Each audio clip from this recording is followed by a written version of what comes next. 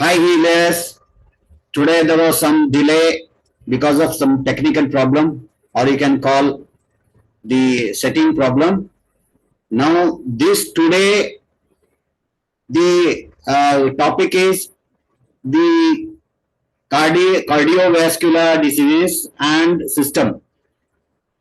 How we can tackle those problems with our vibronic remedies, and it's really a vast subject, but for the drugless therapist or a spiritual healer, we need to visualize all those conditions. So for that reason, we need to go in detail. And we have taken, earlier we tried to contact some doctors, cardiologists, pulmonologists for their particular topic. Then since they are very busy, and what I have done is I have collected the videos. They are they are right free, means copyright free. We can use them like that. There are very generous people who have shared the videos in the internet. Those things I have taken it here for our explanation. Some videos you will find a repetition. That is also fine, because we can emphasize on more the things which are very important.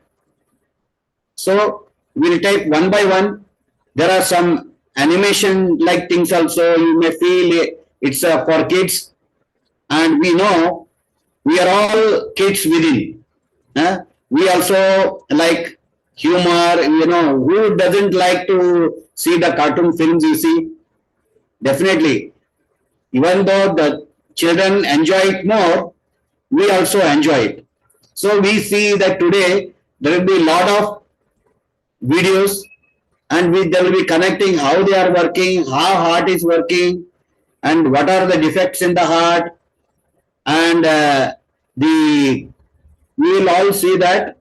But as a beginning, I would like to take your journey with our own PPT, because PPT we are giving along with after the completion of this, we are giving some PDF, and fortunately I collected some notes. They are very good in nature.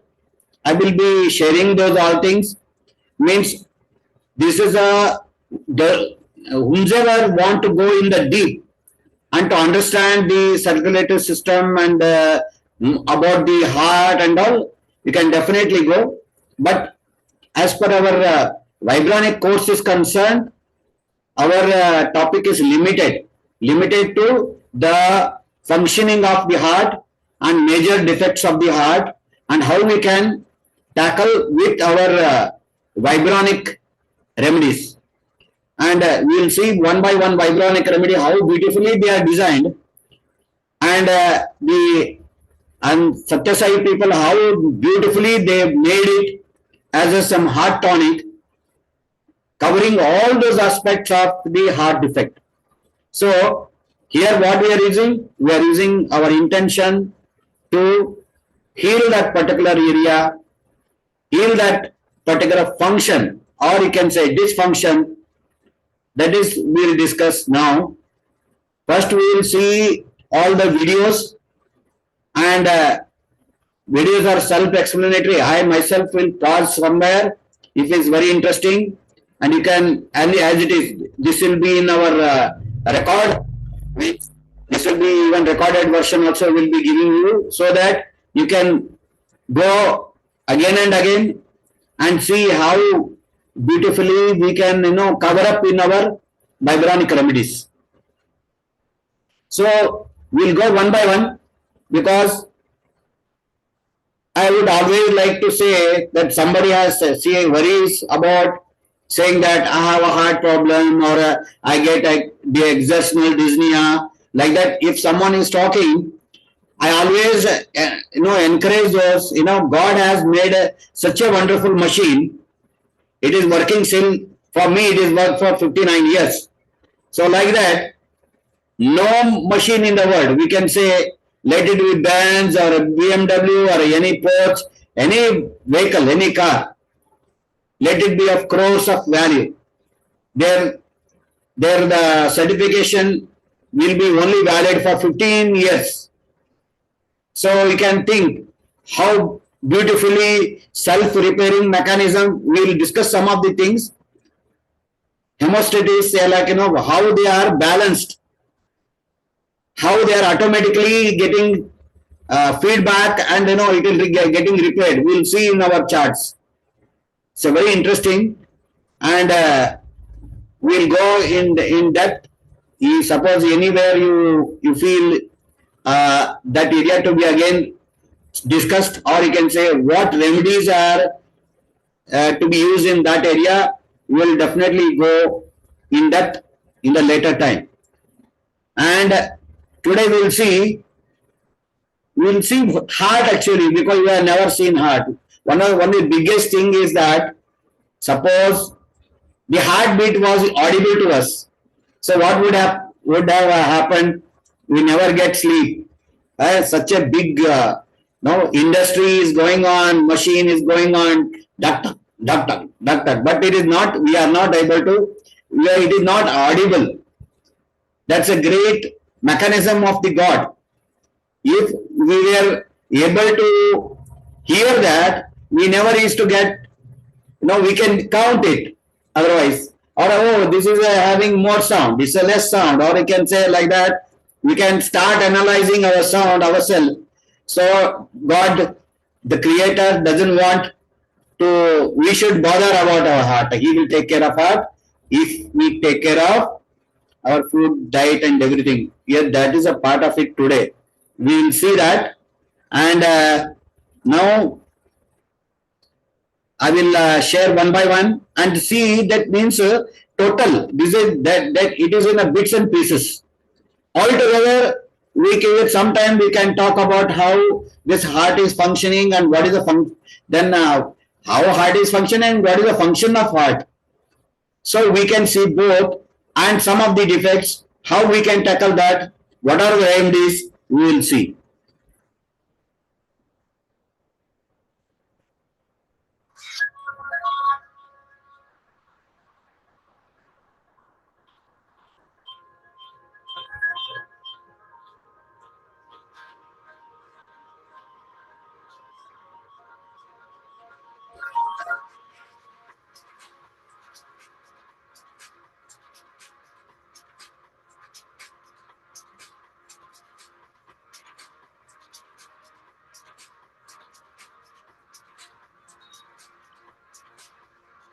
Sir, not audible.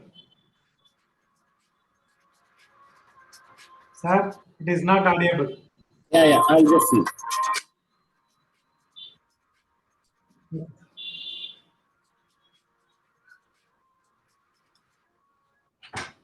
My voice is audible? Yes, sir. Your voice is audible, sir. Voice is audible, but the sound is not audible. Yes, sir. Yes, sir. Video is not audible. Okay, let's see.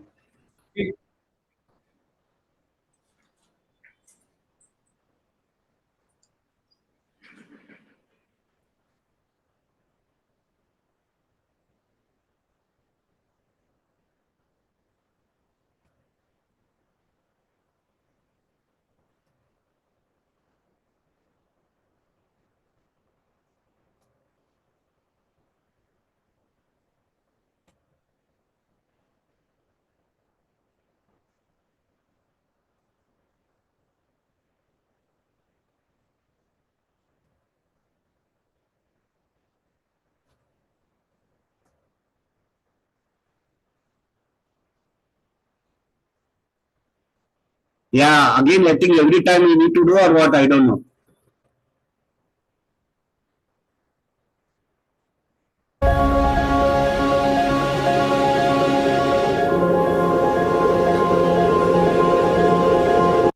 Audible? Hello? Yes, sir, it was audible. Sir, audible.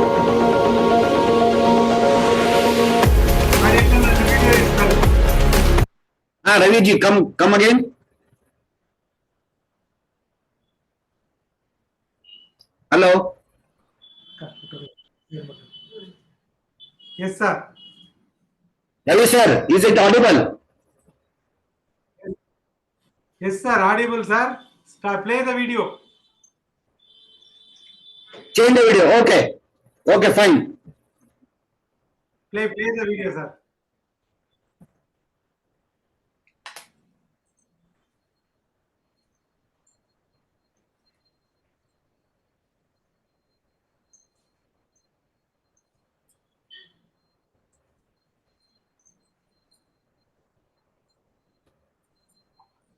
There is no any sound here, so don't get afraid. See, No this sound, is sir. sir. No sound. In this Not sound, there audible. is no sound. We are able to see The how. voice is only hearing. Yeah, fine. This video we don't have any sound. Okay, sir. Yes, okay, sir. So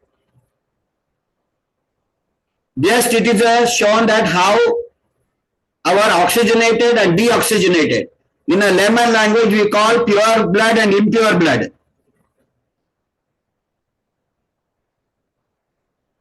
Our pure blood is carried by arteries. Impure blood is taken back to the heart.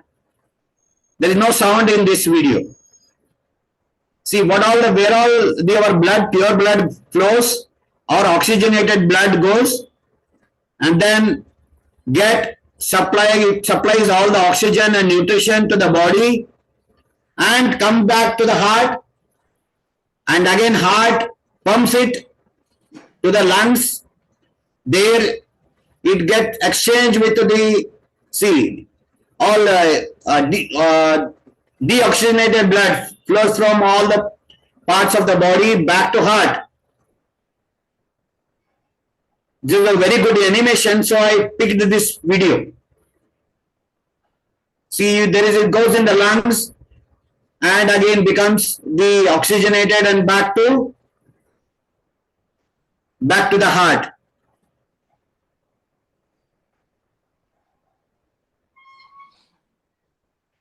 Okay. Hi, this is Dr. Kat Fleece again from Central New Mexico Community College. In this video D of the heart, we will focus on blood flow. Is it low? Audio is very We've low? already talked quite a bit about blood flow through the heart, but we really need to put it all together in a nice package. Blood flow through the heart is extremely important for you to understand, not just The audio is very low. Audio is very low, sir. So with the help of this image, it's really easy to see that the right side of the heart is in poor blood and So we pick up another the lungs. Literally a heart like that, which immediately splits to give. Hello friends, मैं doctor Nagendra Thalor, intervention cardiologist. कई बार आपको छाती में दर्द होता है तो आप अपने पास के क्लिनिक में या डिस्पेंसरी में जाते हैं। वहाँ पे आपकी ईसीजी तो निकाल देते हैं, लेकिन अब ईसीजी देखना नहीं आता कि भाई ईसीजी देख के कैसे बताएं कि ये नॉर्मल है या हार्ट अटैक का ईसीजी है। तो आज के वीडियो में यही डिस्कस करेंगे कि आप चाहे मेडिकल फील्ड से हैं या फिर आप नॉन मेडिको हैं, आप खुद ईसीजी देख के ये पता लगा सकते हैं कि ये ईसीजी नॉर्मल है या फिर हार्ट अटैक का ईसीजी है। सबसे पहले एक नॉर्मल ईसीजी देखते हैं। ये एक नॉर्मल ईसीजी है। इसमें आप देखें, आपको 3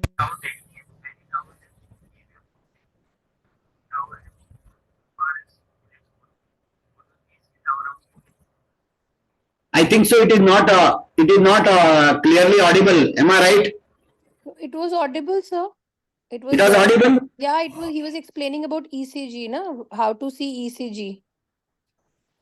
That's great. We'll see. Then again, I will share all those videos to you also. You can see, because they're very important and they are copyright free.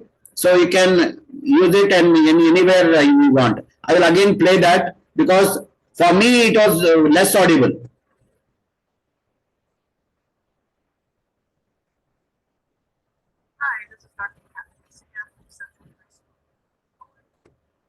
video D of the heart, we will focus on blood flow.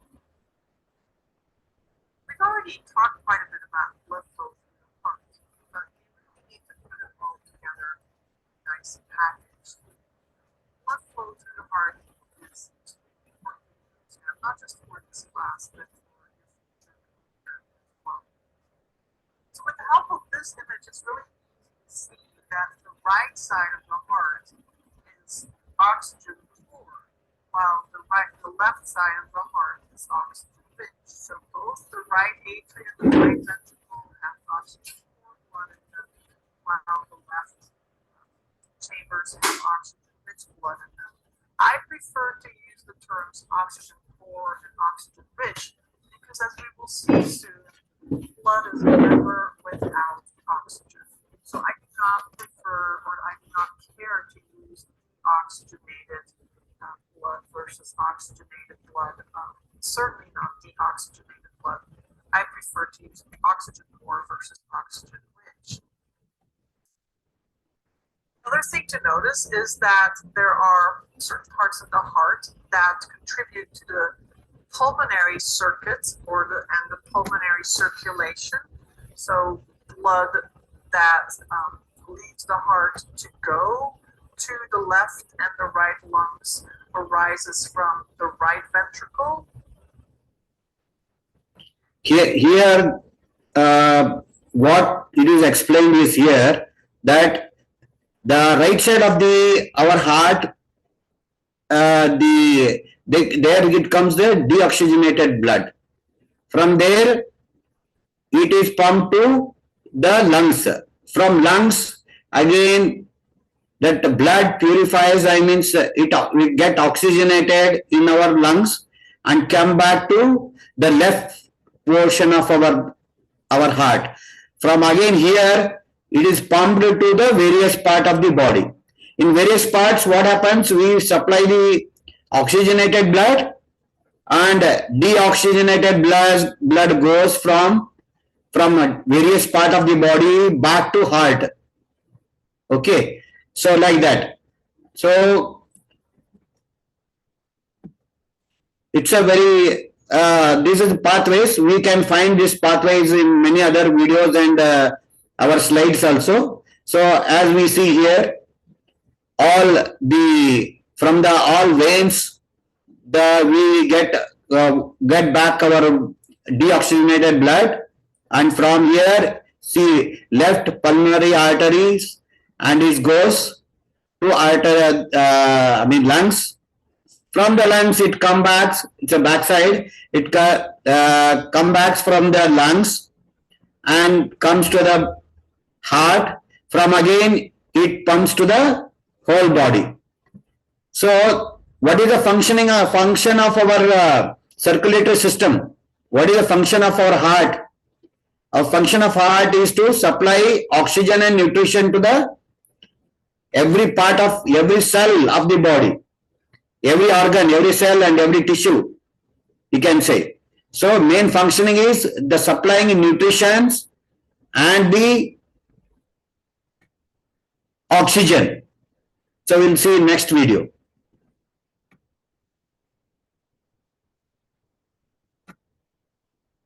Here, we can identify the problem with the ECG. So, he is a cardiologist. Let us listen to him, what he is telling about the ECG.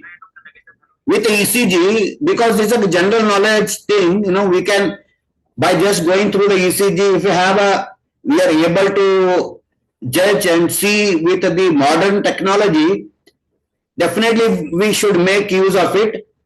I will be giving you this video again separately in our group. You can see, but still I will, since it is a recording here, because so many people are not attended, so for their use, we'll, and those who are not attending this and they're depending on the recorded audio video, so please contact me in case of anything is not clear. And even we have a very good notes on the circulatory system and complete everything is there. I will be sharing that. And there also, if you have any doubt, we have a very good team of cardiologists and pulmonologist in our team, we can go back to them and get the things clear, and I will come back to you and explain whatever it is.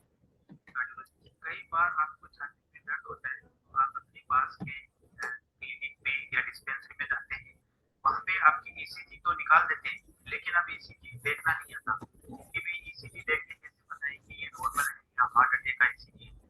तो आज के video में यही discuss करेंगे कि आप चाहे medical field से या फिर आप नॉन मेडिकल हैं, आप खुद ईसीजी देख के ये पता लगा सकते हैं कि ईसीजी नॉर्मल है या हार्ट अटैक का ईसीजी। सबसे पहले नॉर्मल ईसीजी देखते हैं। एक नॉर्मल ईसीजी है, इसमें आप देखें आपको 3 टावर देखनी है। तो पहली टावर है उसको पी वेव बोलते हैं, जो दूसरी टावर है उसको क्यूआरएस कॉम्प्लेक्स बोलते हैं, और जो तीसरी टावर है उसको टी वेव बोलते हैं। तो ये 3 टावर आपको ईसीजी में देखना है। अब इन 3 टावर को कनेक्ट करने वाले 2 ब्रिज आपको देखने हैं।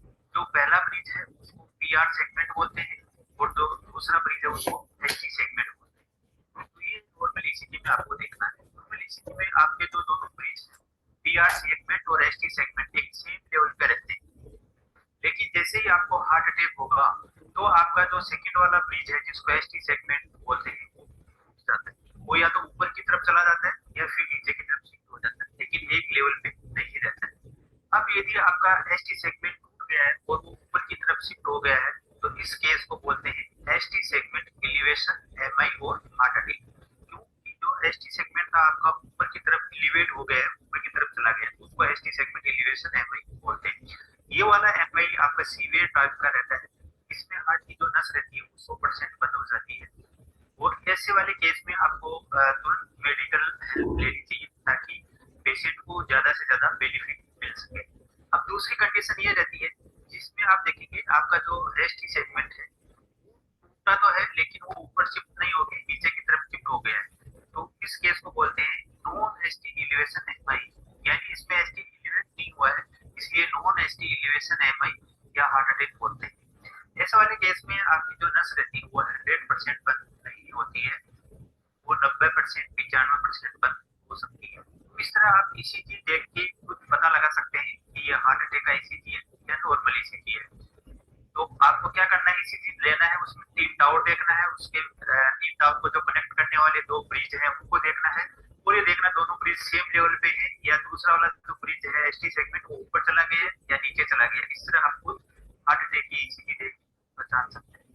अब यदि आपको साथ में सिम्टम है, क्लासिकल सिम्टम आ रहे हैं, यानी आपको छाती में दर्द हो रहा है, भारीपन हो रहा है, जकड़न हो रही है, पसीना आ रहा है, आपको घबराहट हो रही है, जी बतला रहा आपका एकदम थकान जैसा लग रहा है, और ईसीजी में भी दिक्कत आ रही है, तो आपको ये क्लियर कट पता लग जाता है कि ये हार्ट अटैक का ही केस है। आइए अब ईसीजी देख के समझते हैं। ये एक नॉर्मल ईसीजी है, इसमें पीआर सेगमेंट और एसटी सेगमेंट दोनों सेम लेवल पे हैं। ये एक हार्ट अटैक का ईसीजी है, इसमें आप देख सकते हैं कि एसटी सेगमेंट ऊपर की तरफ चला गया है, तो ये एसटी एलिवेशन एमआई है। ये एक दूसरा ईसीजी है, इसमें आप देख सकते हैं एसटी सेगमेंट ऊपर चला गया है। ये एक और ईसीजी है, इसमें देखो एसटी सेगमेंट नीचे की तरफ चला गया है, तो ये नॉन एसटी एलिवेशन एमआई है। तो इस तरह आप ईसीजी देख के खुद हार्ट अटैक का पता लगा सकते हैं। ये वीडियो आप अपने दोस्तों के साथ जरूर शेयर करें ताकि हार्ट अटैक को जल्दी पहचाना जा सके और जल्दी से उसका अच्छे से इलाज हो सके। Fantastic.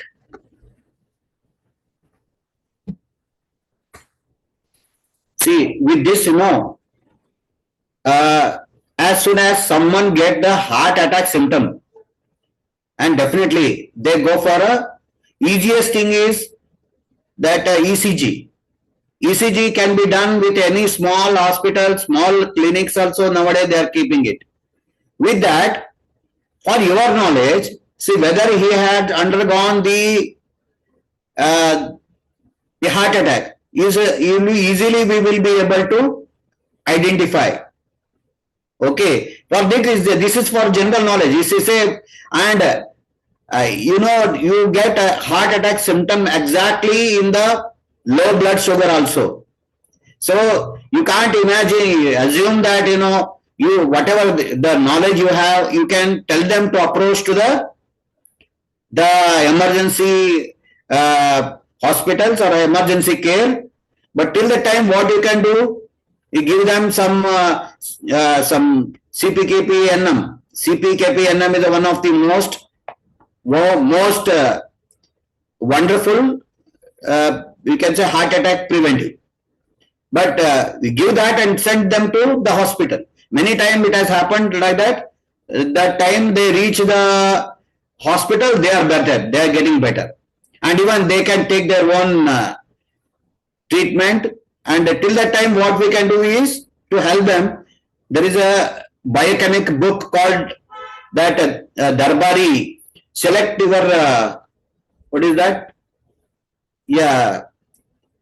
Tissue Remedies. Tissue Remedies by Darbari. The fantastic thing is that it is a small book that it has contents only with a 12 tissues. You will be able to manage everything, every disease. That those all tissue remedies can be generated with our thought. I mean, with our cards and our rates, we can generate those things. We can have a formula for all those things, and you can use with as a Vibronic remedy. Okay, so this is a very important one. So here also we learn a lot when we are in the teaching field. So I consulted many persons of which one, what are the topics to be, what all the things we should be covered in this. We will see next video, and we can link all those videos and make a one meaning out of it.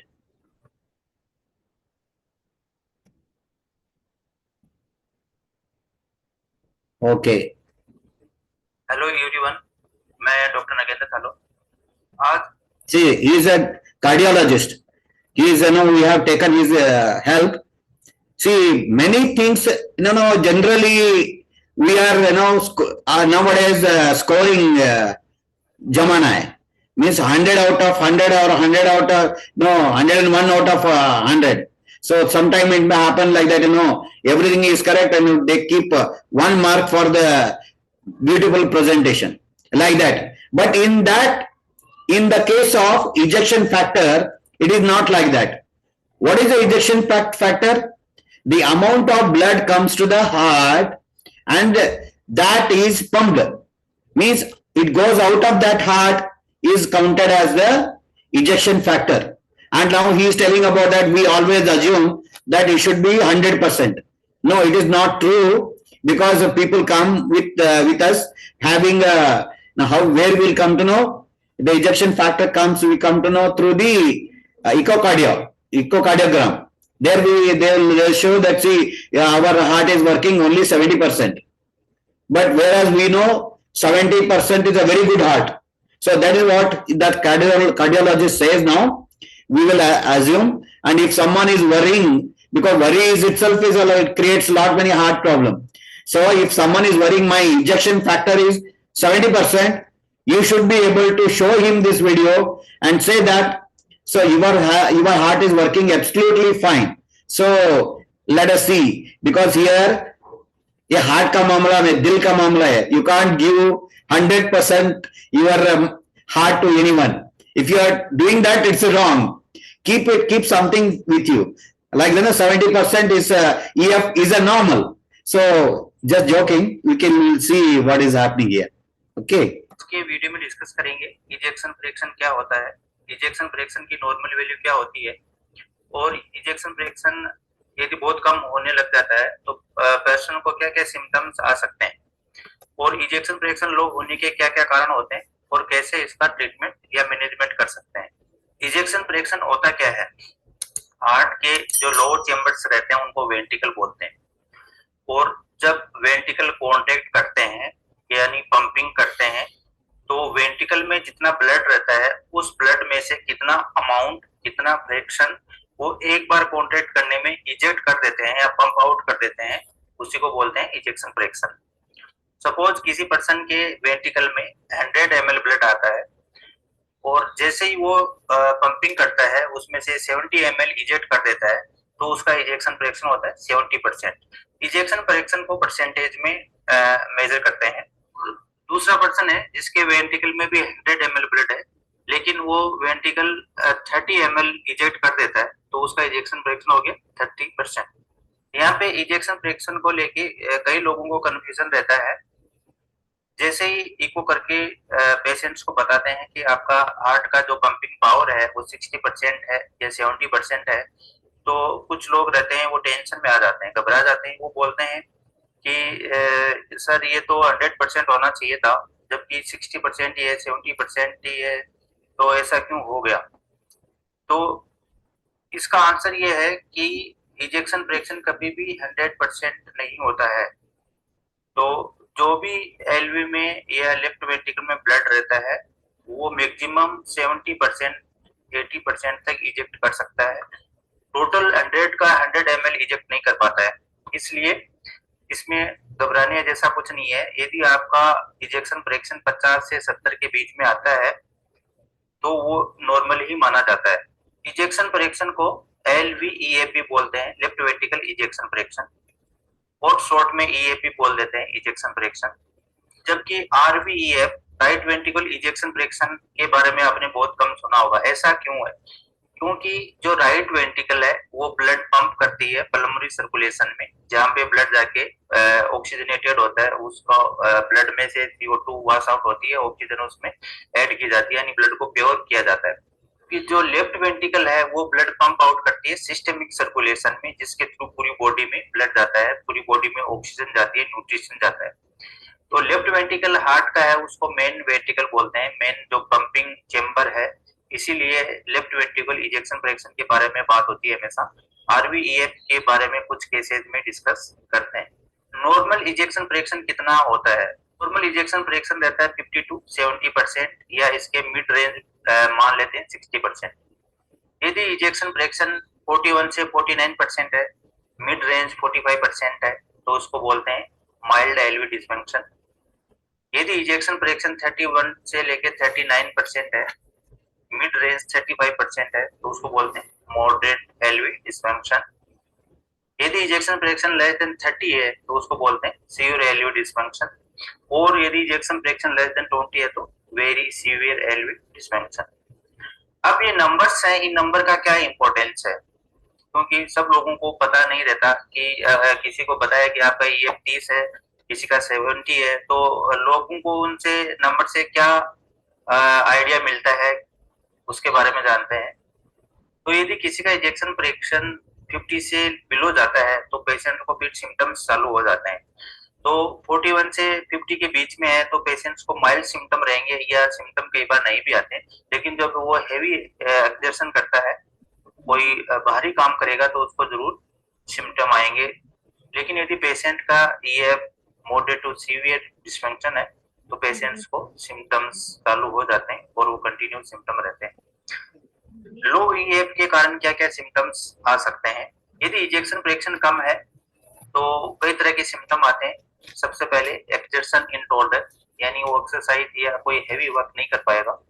दूसरा रहता है फैटिक और weakness, यानी patient पूरे दिन उसको थकान जैसा फील रहेगा और एकदम आलस सा रहेगा। मेंटल कंफ्यूजन, पर्सन को सांस लेने में दिक्कत रहेगी, ब्रीथिंग प्रॉब्लम रहेगी, और उसका जो एब्डोमेन है उसमें ब्लोटिंग रहेगा, एब्डोमेनल डिस्टेंशन रहेगा, राइट साइड में टेंडरनेस भी रहेगा, पीडल एडिमा रहेगा, और आप हाथ से अंगुली से दबा के भी फील कर सकते हैं, वहां पे देख सकते हैं फ्लूइड कलेक्शन हो जाता है वहां पे। पेशेंट की जो भूख है वो कम हो जाती है, एपेटाइट कम हो जाती है। कई बार पेशेंट को पाल्पिटेशन भी रहता है, उसकी हार्ट बीट उसको फील होती रहती है। तो इस तरह के कुछ सिम्टम आते हैं। नेक वेन डिस्टेंडेड हो जाती है, यानी मोटी मोटी नेक वेन दिखने लग जाती है जब बहुत ज्यादा इजेक्शन फ्रैक्शन कम हो जाता है। तो ये सारे सिम्टम क्यों आते हैं, इनके पीछे क्या कारण है? तो दो रीजन है जिसके कारण ये सिम्टम आते हैं। पहला अपन डिस्कस करते हैं कि जैसे ही एलवी धीरे धीरे उसका इजेक्शन फ्रैक्शन कम होने लगता है तो एलवी इफेक्टिवली पंपिंग नहीं कर पाती है और वो पंप करके ब्लड को इजेक्ट नहीं कर पाती है।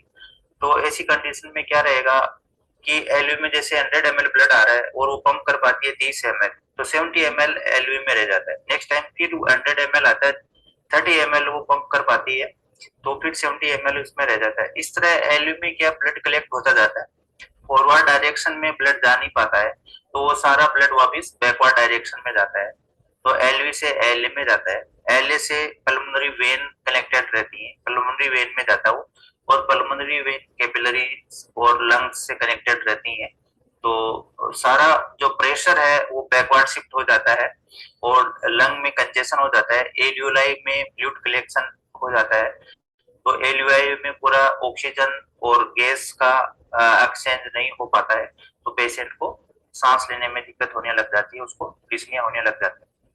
और धीरे धीरे जैसे जैसे और ईएफ कम होता जाता है, ये लंग प्रेशर है वो भी फिर बैकवर्ड शिफ्ट होता जाता है, जैसे राइट वेंट्रिकल और राइट एट्रियम में शिफ्ट हो जाता है, और फिर वहां से जैसे सुपीरियर वेना केवा आती है और इंफीरियर वेना केवा है, उधर भी प्रेशर बढ़ जाता है। यदि सुपीरियर वेना केवा का प्रेशर बढ़ जाएगा तो यहाँ गर्दन के पास में आपको मोटी नेक वेन है वो काफी मोटी और डायलेटेड दिखाई देगी। यदि आईवीसी में प्रेशर बढ़ जाएगा, आपका पेस्टाइन है वो भी कंजेस्टेड हो जाएगी, इडिमेटस हो जाएगी और आपके पूरी पेडली एडिमा हो जाएगी। इस कारण से आपको सांस लेने में दिक्कत रहेगी, आपका एब्डोमिनल डिस्टेंशन हो जाएगा, आपकी लॉस ऑफ एपेटाइट हो जाएगी, क्योंकि इंटेस्टाइनल है जो कंजेस्टेड है, भूख नहीं लगेगी आपको। दूसरा ये है कि जब सारा ब्लड और फोर्स बैकवर्ड शिफ्ट हो गया तो फॉरवर्ड डायरेक्शन में ब्लड बहुत कम जाता है, जिसके कारण लो कार्डियक आउटपुट के साइन आने लग जाते हैं, सिम्टम आने लग जाते हैं। तो लो कार्डियक आउटपुट के सिम्टम रहते हैं जिसमें एक्सेशनल इंटॉलरेंस है, फैटिग है, टायर्डनेस है, कंफ्यूजन है, तो ये सारे सिम्टम आते हैं जो लो कार्डियक आउटपुट के कारण होते हैं। इजेक्शन फ्रैक्शन कम होने के क्या क्या कॉज रहते हैं उसके बारे में डिस्कस करते हैं। सबसे पहला कारण है कार्डियोमायोपैथी, यानी कार्डियोमायोपैथी का मतलब है कार्डियो मींस हार्ट और मायोपैथी मानी मसल्स की डिजीज। यदि हार्ट की जो मसल्स हैं वो बहुत ज्यादा थिन हो जाएंगी या थिक हो जाएंगी और डायलेट हो जाएंगी तो प्रॉपर पंपिंग नहीं कर पाती हैं, तो उस कंडीशन में ईएफ कम हो जाता है। दूसरी कंडीशन होती है कोरोनरी आर्टरी डिजीज, यानी हार्ट को जो ब्लड सप्लाई करती है उन आर्टरीज को कोरोनरी आर्टरी बोलते हैं, और यदि एक या एक से ज्यादा दो आर्टरीज में ब्लॉक हो जाते हैं, हार्ट को प्रॉपर ब्लड सप्लाई नहीं होती, तो हार्ट का इजेक्शन फ्रैक्शन या पंपिंग पावर कम हो जाता है। तीसरा कारण रहता है एक्यूट हार्ट अटैक या मायोकार्डियल इंफार्क्शन। जैसे ही हार्ट अटैक होएगा सडन हार्ट की ब्लड सप्लाई रुक जाएगी और उस हार्ट का वो वाला पार्ट प्रॉपर वर्क नहीं कर पाएगा, तो इजेक्शन फ्रैक्शन कम हो जाता है।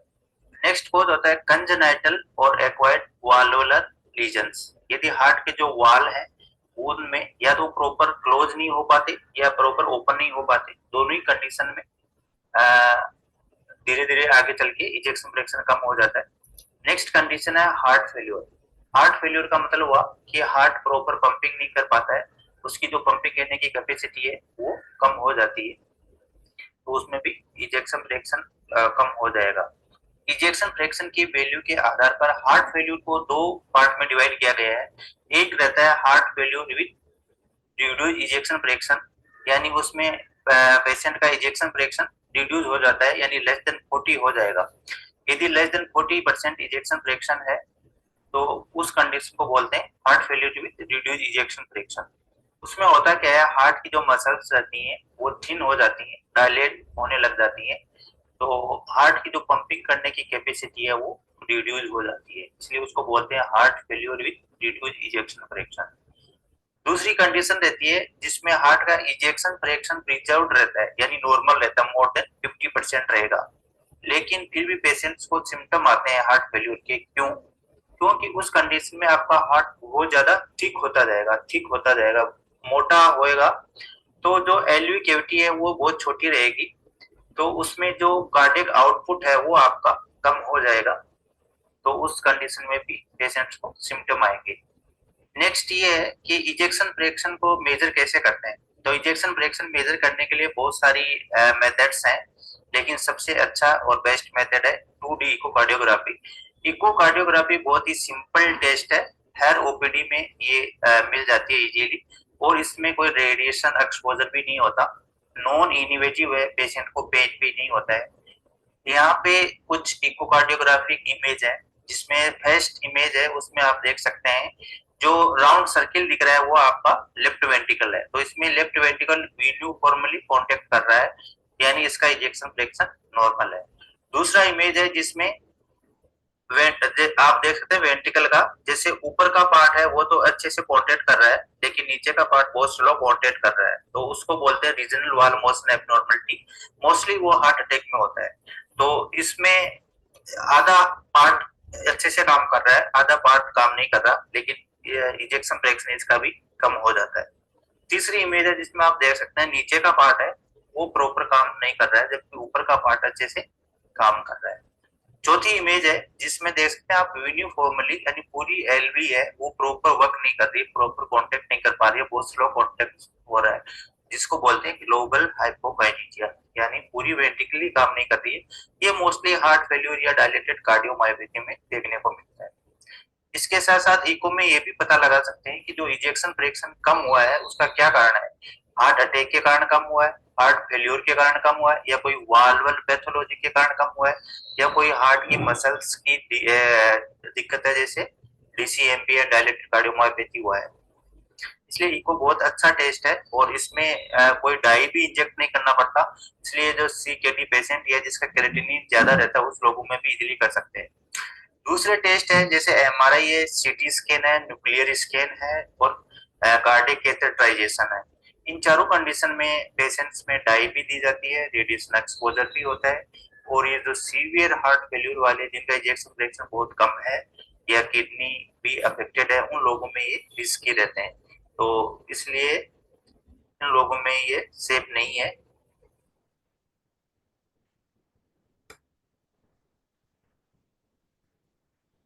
Yes, what we have understood with this, and ejection factor above 50% is good. Okay, that means 100 में से 50 भी मार्क लेंगे ना तो आप पक्का जिंदा रहेंगे, मतलब no need to worry. So that is what we learned from this. And what are the symptoms of low EF?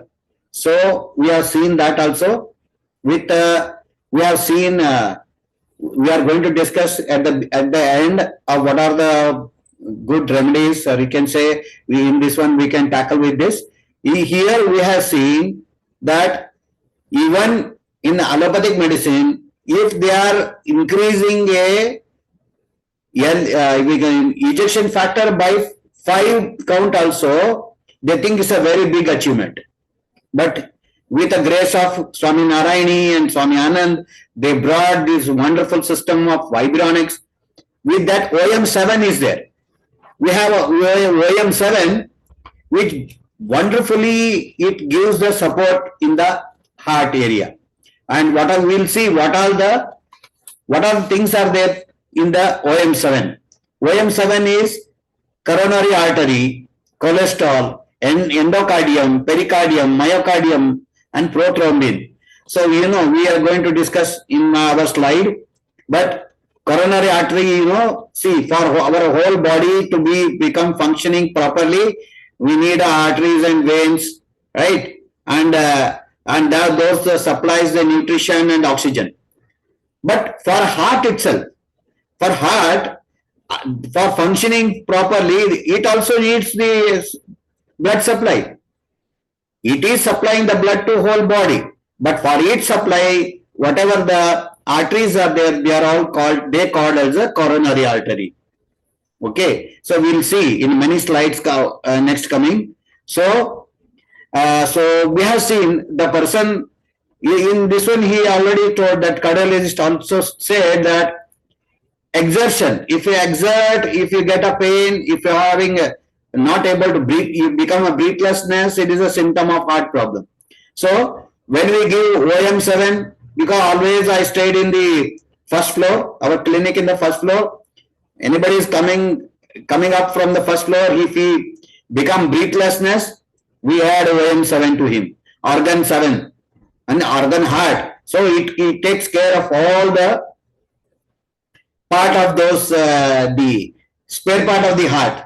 So I have seen within 15 days, one get better because they feel better.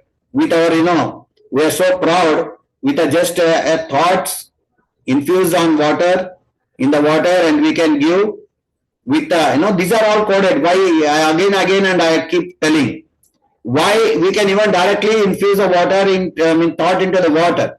But why we have to use a card or a number to have a consistency? We should imagine everything about the heart. So if someone on our behalf, He has imagined and studied and made a, cards or a digit number. So once we set that number, we borrow his brain, we borrow his mind. Whatever is in there in his mind comes through in the form of numerics, and that numerics again has a linked with a thought. So that thought infuses in the water. So you will see again, we'll see some more videos, very interesting, and you have to, because they are bits and pieces, we have to connect it all to understand about the heart. And also I have made the PPT, and we will go through that also.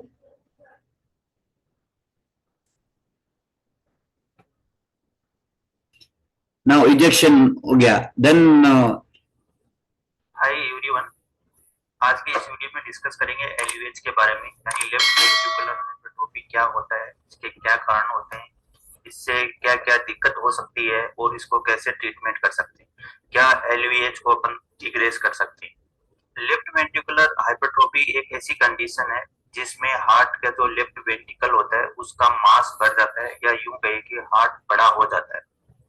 इसके दो कारण रहते हैं, जैसे एक रहता है कि हार्ट में लगातार ज्यादा प्रेशर बने रहना, जिसके कारण हार्ट की जो वाल रहती है उसकी थिकनेस बढ़ जाती है, जिसको प्रेशर ओवरलोड कहते हैं।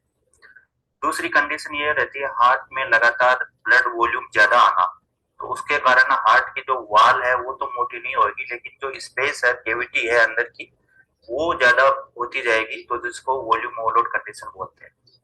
एलवीएच 15 से 20% जनरल पॉपुलेशन में पाया जाता है, और इसके कारण की बात करें तो 2/3 केस में इसका कारण रहता है हाइपरटेंशन।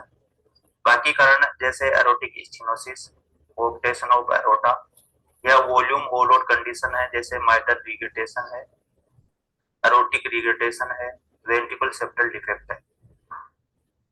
इसके अलावा जैसे हार्ट के मसल्स की कुछ जेनेटिक कंडीशन रहती हैं, जैसे हाइपरट्रोफी कार्डियोमायोपैथी है, उसमें भी एलवीएच हो जाता है, या फिर कुछ एथलेट रहते हैं हेवी एक्सरसाइज करते हैं, उनमें फिजियोलॉजिकल एलवीएच हो जाता है, या हार्ट की मसल्स में कुछ टिश्यू डिपॉजिट हो जाते हैं, जैसे अमाइलोइडोसिस है, फैटी डिजीज है, जिसमें भी एलवीएच हो जाता है। सिम्टम्स की बात करें तो एलवीएच का लंबे टाइम तक कुछ पता नहीं चलता, यदि एलवीएच है तो भी अपने को कोई सिम्टम नहीं आएंगे, लेकिन जैसे जैसे टाइम निकलेगा एलवीएच की सीवियरिटी बढ़ती जाएगी, तो पेशेंट्स को फिर सांस लेने में दिक्कत होना, छाती में दर्द होना, पाल्पिटेशन होना यानी उसको धड़कन फील होना, डिजीनेस या चक्कर आना, या फिर उसको थकान महसूस होना, ये सब सिम्टम हो सकते हैं।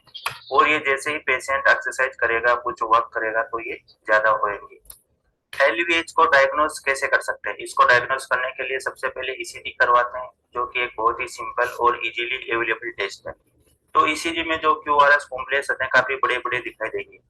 दूसरा 2D इकोकार्डियोग्राफी कर सकते हैं, जिसमें एलवीएच का भी पता चल जाता है और उसकी इटियोलॉजी क्या है, जैसे भाई हाइपरटेंशन के कारण है, एरोटिक वाल के कारण है, या हाइपरट्रोफी कार्डियोमायोपैथी है, तो उनको भी अपन पहचान सकते हैं। तीसरा टेस्ट है जो कि कार्डियक एमआरआई है, यदि ईसीजी और इको से पता नहीं चल रहा है तो कार्डियक एमआरआई भी करवा सकते हैं। डायग्नोसिस करने के बाद में उसको ट्रीट कैसे करें? तो एलवीएच को ट्रीट करने के लिए आपको सबसे पहले अपना बेसिक लाइफस्टाइल चेंज करना है, डाइट मॉडिफिकेशन करना है। इसके बाद में अपन कुछ मेडिसिन और सर्जरी से इसको ट्रीट कर सकते हैं। एलवीएच को ट्रीट करने के लिए अपन इटियोलॉजी वाइज उसको ट्रीट करेंगे। जैसे सबसे पहले है हाइपरटेंशन। यदि हाइपरटेंशन के कारण एलवीएच है तो अपन हाइपरटेंशन को कम करने की मेडिसिन देंगे, जिसमें एसी इनहिबिटर, एआरबी और कैल्शियम चैनल ब्लॉकर और थायराइड डायरेटिक्स यूज करते हैं, जो कि अपना बीपी भी कम करते हैं और एलवीएच को डिग्रेस भी करते हैं। दूसरी कंडीशन है एरोटिक स्टेनोसिस। यदि एरोटिक वाल की प्रॉब्लम है तो वाल की सर्जरी करते हैं, जिससे डिजीज प्रोग्रेशन को रोका जा सकता है। तीसरी कंडीशन रहती है hypertrophy cardiomyopathy. Hypertrophy cardiomyopathy genetic disease है, जिसमें एलवी की कॉन्ट्रैक्टिबिलिटी बहुत ज्यादा रहती है और स्पेस कम हो जाता है कैविटी का। तो इसको कम करने के लिए अपन बीटा ब्लॉकर और कैल्शियम चैनल ब्लॉकर देते हैं, जो कि हार्ट रेट को कम करते हैं, इसकी कॉन्ट्रैक्टिबिलिटी कम करते हैं और एलवी फीलिंग को अच्छी कर देते हैं, जिससे सिम्टम में काफी आराम मिल जाता है। चौथी कंडीशन है एथलेटिक्स या फिजियोलॉजिकल एलवीएच है, तो उसमें आपको कोई स्पेसिफिक ट्रीटमेंट की जरूरत नहीं रहती। यदि 3 से 6 महीने तक अपन एक्सरसाइज नहीं करते हैं तो वो अपने आप रिग्रेस हो जाता है। अब यदि LVH को अपन ट्रीट नहीं करते हैं और लंबे टाइम तक ये बने रहता है तो अपने अंदर कुछ सीरियस कॉम्प्लिकेशन भी हो सकते हैं, जैसे आगे जाके हार्ट फेल्योर होना, सडन कार्डियक डेथ होना, कई प्रकार के एरिथमिया हो सकते हैं, जिसमें एट्रियल फिब्रिलेशन एक कॉमन है। तो LVH को डायग्नोज करना और उसको ट्रीट करना। You are just telling about the arrhythmia. Arrhythmia means rhythm, simple rhythm. Arrhythmia means irregular heartbeat. So if it is that also, and for that reason, what we are using in our Vibronics, that heart palpitation, mixture number 57. Mixture number 57, we are using the heart palpitation. In the mixture number 57, heart palpitation, in that wonderful homeopathic remedies are used, and we are using in a Vibronic form. That's Convalerinia and digitalis, Crataegus. Crataegus is wonderful. It strengthens the muscle of the heart. See, Crataegus, a great heart tonic, acts as a on the heart muscle. See, what we are all talking about, this left ventricle and ejection factor, for all that, Crataegus is very important. And the card aid is one of the medicine used in homeopathy. Wonderfully, it helps in the strengthen the heart. So we have a remedy with the same card aid converted into a geometrical pattern. We have that card. When that it will exactly work like the card aid from the homeopathy. But we in the Vibronics, we can use those cards, or you can check that converted into a radionic rate. Those things also we can use it, and in the giving the same effect. So you just all remember Crataegus is one of the wonderful heart tonic in homeopathy and even in Vibronics. Even when you are using it, you should use in the Q potency, zero potency. Okay, and Calcarea phos and Spigelia, one of the most interesting remedy for heart problem. And what are the symptoms in that? Just stabbing sensation in the heart region anywhere. So, and you make sure, already I told you, make sure that they are under some qualified doctor supervision. Then onwards we can give on spiritually, we can with a drugless therapy, what all best we can help them, and I am very sure with their, they will be taking their remedies since a very long time, but when you give your spiritual remedy, they feel some more better and they will seek your help again and again to become healthy, to keep up healthy. And heart palpitation, what else it has got? Even heart MGA. Heart MGA means magnetogeometric application. Heart means one, if you give heart, concerning all about the functioning of the heart, that is, it is there in the as a last remedy here. So palpitation, if if they say irregular breathlessness and any of the complaint, you can say, you can use the heart palpitation. We'll study much more remedies in the next few minutes. है ताकि आगे चल के इससे ज्यादा complication नहीं हो. Thanks. Okay. So now LVH gone, and I will see what else is there with us. The lungs are divided into sections Yes. known as lobes. The right lobe. Even the respiratory system we are taking later, but since the heart and lungs are coupled, the coupled organ means the lungs purify the blood, like deoxygenated blood it takes and makes it oxygenated from our breathing, and then it comes as a pure blood. So like that you can call in other way oxygenated and deoxygenated blood. For that reason, I just want to cover little bit of the lungs to show how it helps in proper functioning of the heart. Lung has 3 lobes, while the left lung has 2. The left lung is smaller than the right because it shares space with the heart. Air enters the lungs through a large tube called the trachea. The trachea divides into 2 main airways called bronchi, one for each lung. These bronchi further branch out into smaller and smaller tubes, eventually leading to tiny air sacs called alveoli. So these are called as alveoli. Alveoli, here only the exchange of carbon dioxide and oxygen takes place. So here from the veins, from the right chamber of the heart, we get a blood here, and then these are alveoli, bulb-like structure. From here we get exchange of carbon dioxide into the oxygen. These are very important in the asthma. This gets inflamed, or whenever you can't breathe properly. Alveoli are very important. We can we can take this chapter when we are studying the respiratory system in detail. Alveoli. The walls of the alveoli are extremely thin and surrounded by a network of tiny blood vessels called capillaries. This thin barrier between the air and the blood vessels allows oxygen from the air to move into the blood. At the same time, carbon dioxide, which is a waste product produced by the body's cells, moves from the blood into the alveoli to be expelled from the body when you breathe out. Once the blood in the alveoli is enriched with oxygen, it travels back to the heart through the pulmonary veins.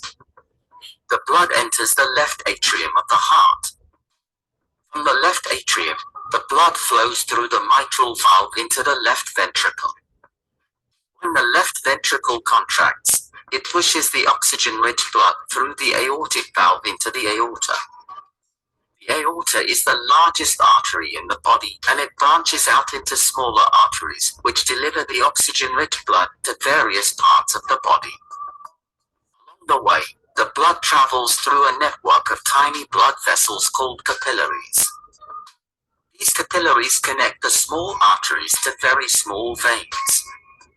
The capillaries have very thin walls that allow oxygen and nutrients to pass from the blood into the cells, and waste products, including carbon dioxide, to move from the cells into the blood.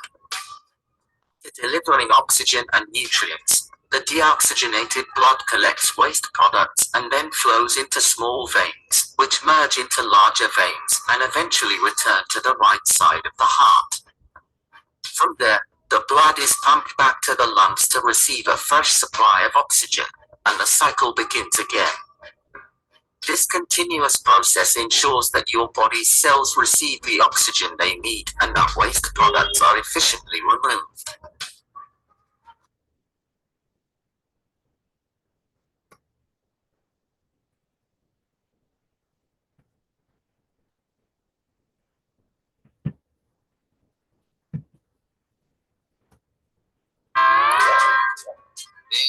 It's Omsom time! The human heart. Just look at this machine. You remember him, right? Yes, it's Wally, the iconic robot who meets Eva and falls in love with her. Have you ever been in love, Omsom? Yes, I see it now. 2 soft buns, cheese, tomato, my burger. Oh, Omsom. Anyways, which organ is associated with love? It's kind of obvious, but the truth is our heart doesn't teach us to love. Huh? And most important, it doesn't break apart when somebody leaves us. Yeah, it's true. Our heart-shaped organ is actually a complete workaholic. Throughout our lifetime, it tirelessly pumps oxygen and nutrient-rich blood to all of our body parts, just like a pumping machine. Come on now, close your palm and form a fist. Huh? Don't worry, I'm not asking you to fight. Our fist is approximately how big our heart is. It is located between our lungs, slightly tilted towards the left side. It is enclosed in a double... Yes, generally it is said that the heart is at the same size of our fist. When you have close our fingers in the now, I'll show you. Yes, our heart is at the size of our fist. So this size approximately. So where it is located slightly to the left side. So for that reason, we all saw in our previous videos how our body manage with the 2 lobes in the one side and 3 lobes in the other side. A layered sac called pericardium. Does it taste like peri-peri fries? No, We are going to study that. What are the layer of heart? So again, itis, if you add itis, that means the inflammation of that area. We will be listening all those things when you are going through the report of someone. So pericardium, myocardium and endocardium, they are the layers of our heart. We will study there with our slide also. What does a picture frame do? It holds the picture in place, right? Without the frame, the picture would fall off. Just like that, the pericardium protects the heart by anchoring it to the surrounding tissue so that the heart stays in place. Pericardium also prevents the heart from overfilling.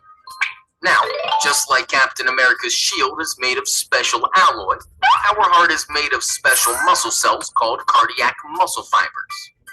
Now, let's dive in. Just like a tennis net divides the tennis court into 2 parts, the heart is also divided onto the left and the right side of a wall called cardiac septum. The right side of the heart is filled with deoxygenated blood, while the left side is filled with oxygenated blood. And this dividing wall prevents the blood from mixing. Each side of the heart further divides into 2 chambers. The upper chambers are called atria, while the lower chambers are called ventricles. Where are the sleeping chambers? Stop it, Let's first learn about atrium. Now, just like a postbox receives letters from multiple people, the atrium receives blood from different parts of the body. Thus, the atria are simply receiving chambers. They have thin muscular walls. Why thin? Do they believe in size 0? No, Their walls are thin, not requiring a lot of muscle tissue, because they only have to pump blood into the ventricles present right below them. Now, moving on to the ventricle. Just like the postman collects all the letters from the postbox and delivers them to their respective locations, the ventricle also collects blood from the atrium and pumps it to different ventricles are called discharging chambers. Just like coconuts have thick outer covering, ventricles have thick muscular walls. Why thick? Because the walls need more muscle tissue to generate enough pressure so as to pump blood out of the heart and distribute it to the entire body. Now, the left ventricle's wall is even more thicker than the right ventricle's wall, because the right ventricle pumps blood only to the lungs, while the left ventricle has to pump it to the entire body, requiring much more pressure than the right ventricle. Now, let's talk about the valves of the heart. In total, we have 4 valves: tricuspid valve, bicuspid valve, pulmonary valve, and aortic valve. When you hop onto a flight, turn back. Oh no! Same with the 4 valves of the heart. They are fibrous flaps of tissue allowing the blood to flow in one direction only, and then they close tightly, preventing the backflow of blood. So they basically act like security guards. The tricuspid valve guards the opening between right atrium and right ventricle, while the bicuspid valve guards the opening between left atrium and left ventricle. Together, they are called atrioventricular valves. Pulmonary valve guards opening between the right ventricle and the pulmonary artery, while aortic valve guards opening between the left ventricle and aorta. Together, they are called semilunar valves. Atrioventricular, semilunar sounds like the names of some Star Trek guys. Oh, So that was all for the structure of the heart. Now, let's understand its working. But before that, let me ask you something. Why is the heart so important? Can't we survive without it? Depends. Can you survive without oxygen? No, right? Who is the guy making sure that every cell of our body gets oxygen? The heart. It pumps blood through the entire body, supplying oxygen and nutrients to the cells and removing carbon dioxide and waste materials from them. This movement of blood through the entire body is called circulation of blood. Let's understand this movement. From the different body parts, deoxygenated blood is collected and brought to the heart. It enters the right atrium through blood vessels called superior and inferior vena cava. This deoxygenated blood now moves into the right ventricle. Now, in order to purify the blood, it is sent to the lungs via the pulmonary artery. In the lungs, the blood is purified. That is, carbon dioxide is removed and oxygen is added to the blood. Now, this oxygenated blood needs to be sent to all body parts. So, let's take it back to the heart, through the pulmonary veins into the left atrium. From there, it flows into the left ventricle. And now, finally, through the aorta, it leaves the heart and is sent throughout the body. Thus, oxygenated blood is delivered to every cell. This completes one cycle of blood circulation. Now, deoxygenated blood is again collected, brought back to the heart, and the cycle continues. Did you know that the blood circulation between the heart and lungs is called pulmonary circulation, while the circulation between the heart and body parts is called systemic circulation? Since the blood flows twice through the heart in one circuit, it is called double circulation. Wow, I am double awesome because This is a very simple thing. This I think so to cover the heart and the lungs. This question I will be adding into our final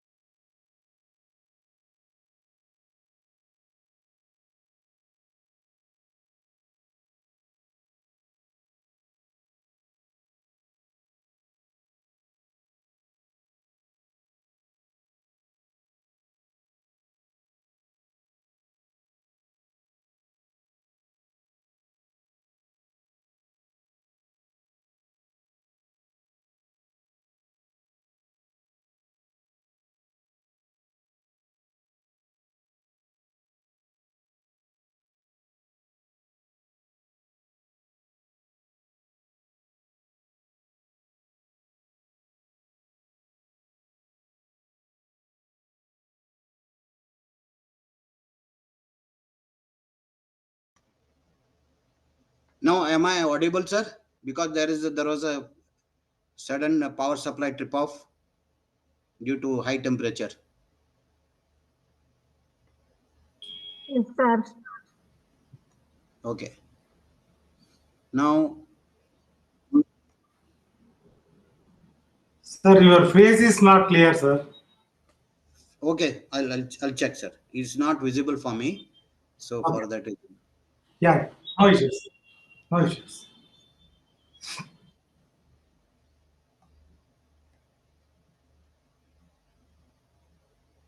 Oh, it has come from. Oh, it has taken the other one. I'll change it.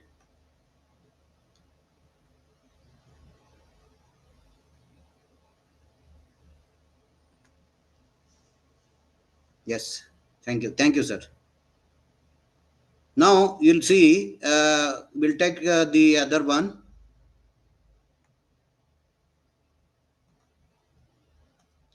We'll see about the cholesterol. We are talking every now and then about the cholesterol. So we'll see how this cholesterol creates a problem, or how it is how much it should be, which cholesterol is good. We'll all go through this. Friends, आज के इस video में discuss करेंगे step wise management of high triglyceride. बहुत सारे लोगों के comments आ रहे हैं कि ट्राइग्लिसराइड को कैसे मैनेज करें। किसी का ट्राइग्लिसराइड 100 है, किसी का 200, किसी का 300 या किसी का 500 या 700 है। कितनी भी रेंज पे ट्राइग्लिसराइड है तो उसको स्टेप वाइज कैसे मैनेज करें, ये सब इस वीडियो में डिस्कस करेंगे। ट्राइग्लिसराइड एक तरह का फैट होता है जो आपके ब्लड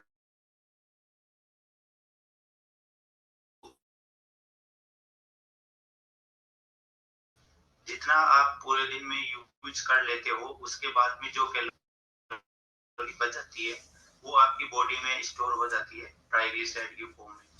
ट्राइग्लिसराइड का लेवल ज्यादा होने पे आपको इसलिए इसको कंट्रोल रखना बहुत जरूरी है। Normal triglyceride level less than 150 milligram पर डेसीलीटर और लेस देन 1.6 मिलीमोल पर लीटर होता है। जब लैब में आप अपना ट्राइग्लिसराइड करवाते हैं और आपका ट्राइग्लिसराइड मोर देन 150 मिलीग्राम पर डेसीलीटर आता है तो जो फर्स्ट स्टेप है वो ये करना है कि सबसे पहले आपको उसके सेकेंडरी कोज को रूल आउट करना है। सेकेंडरी कोज का मतलब है कि कौन से कारण हैं जिनके कारण आपका ट्राइग्लिसराइड बढ़ रहा है, जिसमें एक सबसे पहले रहता है मोटापा, दूसरा रहता है थायराइड की प्रॉब्लम यानी हाइपोथायरॉयडिज्म, तीसरा रहता है डायबिटीज और शुगर, अल्कोहल इनटेक, या फिर आपको कोई किडनी या लीवर में प्रॉब्लम हो, या प्रेगनेंसी का टाइम हो, या कुछ मेडिसिन है जो आपके ट्राइग्लिसराइड को बढ़ाती हैं, जिसमें स्टेरॉइड आते हैं, डायबिटिक मेडिसिन आती हैं, बीटा ब्लॉकर्स आते हैं। तो इस तरह की यदि कोई भी कंडीशन है तो सबसे पहले उसको रूल आउट करना है। सेकेंड स्टेप ये है कि आपको ट्राइग्लिसराइड आपका कितना आया है उसको 4 ग्रुप में डिवाइड करना है, जिसमें सबसे पहला ग्रुप है आपका ट्राइग्लिसराइड यदि लेस देन 150 मिलीग्राम पर डेसीलीटर है, यानी कि नॉर्मल ग्रुप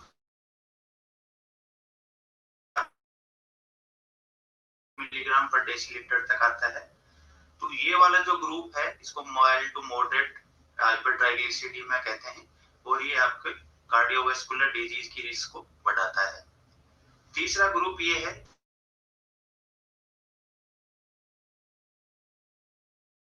1000 से ज्यादा आता है। तो तीसरा और चौथा जो ग्रुप है ये ग्रुप मेनली आपकी पेनक्रियाटाइटिस की रिस्क को बढ़ा देते हैं, यानी पेनक्रियाज में इन्फ्लामेशन करते हैं।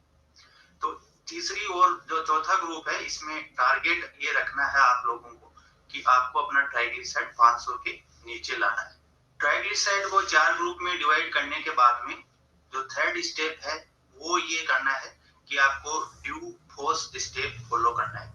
ड्यू फोर्स का मतलब है, डी का मतलब है डाइट, ई का मतलब एक्सरसाइज, ओ का मतलब ओबेसिटी और फोर्स का मतलब है फाइब्रेट्स, ओमेगा 3 फैटी एसिड्स और स्टेटिन।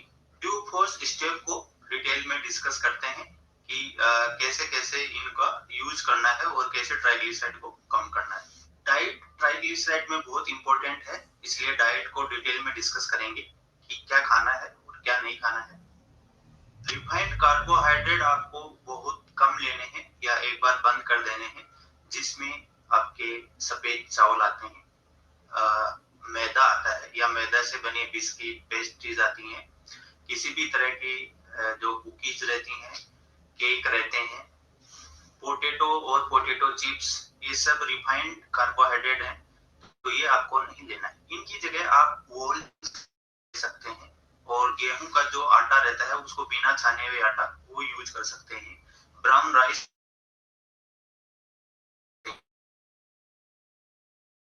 दूसरा पॉइंट है शुगर। शुगर आपको बिल्कुल कट कर देना है। शुगर जिन में भी पाई जाती है, कोई भी एडेड शुगर आपको नहीं लेना है, जैसे फ्रूट जूस है, कोल्ड ड्रिंक्स है, कोई भी तरह की चॉकलेट है, कुकीज। इनकी जगह आप ये कर सकते हैं कि आप डायरेक्ट फ्रूट ले सकते हैं। फ्रूट जूस की बजाय आप फ्रूट खा सकते हैं, वेजिटेबल्स ले सकते हैं। तीसरा इंपॉर्टेंट पॉइंट है फैट। जो भी सेचुरेटेड फैट और ट्रांस फैट रहता है वो आपको बिल्कुल नहीं लेना है। जो भी रिफाइंड ऑयल होते हैं, रिफाइंड ऑयल आपको नहीं लेने हैं। इसके साथ साथ में आपको रेड मीट नहीं लेना है, मटन नहीं लेना है, और कोकोनट ऑयल है, फ्राइड फूड है, फास्ट फूड है, कचौरी समोसा, जिनमें भी सेचुरेटेड और ट्रांस फैट पाया जाता है, वो किसी भी तरह की डाइट आपको नहीं लेनी। इनकी जगह आप क्या ले सकते हैं, आप वो फैट ले सकते हैं जिनमें मोनो अनसेचुरेटेड और पॉली अनसेचुरेटेड फैट पाई जाती है, जो कि मेनली ओलिव ऑयल है, एवोकाडो है, फ्लैक्सीड ऑयल है, या जो भी वेजिटेबल्स ऑयल हैं जो कि रिफाइंड प्रोसेस से नहीं बनाए गए हैं, जिसमें मस्टर्ड ऑयल है, सोयाबीन ऑयल है, वो सब आप ले सकते हैं। इसके साथ साथ में भी जो फिश जिनमें ओमेगा 3 फैटी एसिड पाया जाता है, जैसे साल्मोन है, टूना है, वो फिश आप ले सकते हैं। डाइट में चौथा पॉइंट है ड्राई फ्रूट्स। ड्राई फ्रूट्स में आप वालनट है, फ्लैक्सीड है, आलमंड्स है, पिस्ता है, ये सब आप थोड़ी थोड़ी अमाउंट में ले सकते हैं। इन सब में ओमेगा 3 फैटी एसिड पाया जाता है। इसके अलावा आप यदि कोई डेयरी प्रोडक्ट लेते हैं तो लो फैट डेयरी प्रोडक्ट लेना है। नेक्स्ट है आप डाइट में हाई फाइबर डाइट आपको लेना है। हाई फाइबर डाइट जो होती है वो आपके डाइजेशन ऑफ एब्जॉर्प्शन को स्लो कर देती है, जिससे जो भी आपके बॉडी में शुगर या एक्स्ट्रा कैलोरी होती है वो स्लोली एब्जॉर्ब होती है और ट्राइग्लिसराइड एकदम से राइज नहीं होता है। तो हाई फाइबर डाइट आपके फ्रूट्स है, वेजिटेबल्स है, नट्स हैं, दालें हैं, इन सब में पाई जाती है, तो इनकी आप भरपूर मात्रा में इनको आप ले सकते हैं। नेक्स्ट आप प्रोटीन आप ले सकते हैं, और कार्बोहाइड्रेट आपको कम लेना है, प्रोटीन और आप ज्यादा ले सकते हैं। प्रोटीन जैसे आपके दाल में होता है, सोया प्रोटीन होता है, सोया मिल्क आप ले, एग व्हाइट ले सकते हैं। आपको अल्कोहल और स्मोकिंग वगैरह क्यूट करना है, क्योंकि अल्कोहल में बहुत ज्यादा कैलोरी और शुगर पाया जाता है जो आपके ट्राइग्लिसराइड को बढ़ाता है, तो इसको भी आपको क्यूट करना है। डाइट के बाद में अगला पॉइंट है एक्सरसाइज। यदि डेली आप एक्सरसाइज करते हैं तो आपका ट्राइग्लिसराइड कम होगा, HDL आपका बढ़ेगा, जिससे आपके हार्ट को और ब्रेन को, पूरी बॉडी को प्रोटेक्शन मिलेगा। एक्सरसाइज में आप एरोबिक एक्सरसाइज कर सकते हैं, जिनमें वॉकिंग रहती है, रनिंग रहती है, साइकिलिंग है, स्विमिंग है, ये सब कर सकते हैं। और दूसरा रहता है रेजिस्टेंस एक्सरसाइज, जिसमें जैसे स्क्वाट आप कर सकते हैं। यदि एक कॉम्बिनेशन करते हैं आप दोनों एक्सरसाइज का, यानी वीक में आप एरोबिक एक्सरसाइज करें 4 से 5 दिन, जिसमें 30 मिनट मिनिमम आप डेली एक्सरसाइज करें, और स्क्वेटिंग 2 से 3 दिन आप रेजिस्टेंस एक्सरसाइज करें। यदि इन दोनों का कॉम्बिनेशन करते हैं तो ज्यादा तेजी से आपके ट्राइग्लिसराइड को कम करता है, क्योंकि रेजिस्टेंस एक्सरसाइज होती है वो आपकी मसल मास को बढ़ाती है और बॉडी में फैट को कम करती है। नेक्स्ट पॉइंट है वेट। यदि आप वेट अपना बॉडी वेट आपका ज्यादा है तो आप 5 से 10% अपने बॉडी वेट को कम कर लेते हैं, तो ट्राइग्लिसराइड बहुत तेजी से आपका कम होएगा। ग्लूकोज स्टेप का ड्यू पॉइंट कंप्लीट हो गया है, अब फोर्स के बारे में पढ़ते हैं। तो फोर्स में 3 तरह की मेडिसिन हैं, वो मेडिसिन कब आपको लेना है और कब नहीं लेना है। तो सबसे पहला रहता है फिब्रेट मेडिसिन। फाइब्रेट मेडिसिन आपको जब लेना है जब आपका ट्राइग्लिसराइड 500 के ले सकते हैं, लेकिन ये आपको कम से कम 3 से 4 ग्राम डेली लेने रहते हैं, जब भी इसका आपको बॉडी में इफेक्ट देखने को मिलेगा। और ये भी आपके ट्राइग्लिसराइड को 25 से 50% तक कम करता है।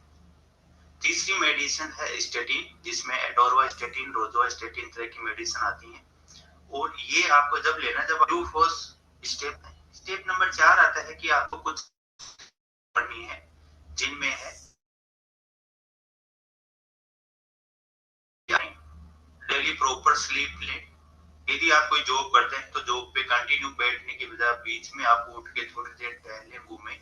इसके अलावा किसी भी तरह की कोई बैड हैबिट हो, अल्कोहल या स्मोकिंग हो, तो उसको क्यूट कर दें। स्टेप नंबर 5 है, ये सब करने के बाद में आपको आपका लास्ट स्टेप रहता है, जिसमें आपका ट्राइग्लिसराइड आपको रिपीट टेस्ट करवाना है। कम से कम 4 से 6 हफ्ते आप ये सब एक्टिविटी फॉलो करना है, उसके बाद में आपको रिपीट करवा के देखना है, और रिपीट में आपका ट्राइग्लिसराइड किस ग्रुप में आता है उसके अनुसार आप उसको ट्रीट कर सकते हैं। इस तरह आप ट्राइग्लिसराइड को यदि स्टेप वाइज तरीके से कंट्रोल करेंगे तो इजीली कंट्रोल हो जाएगा, और आपको आपके शरीर में हार्मफुल इफेक्ट से बचा के रखेगा। Thanks.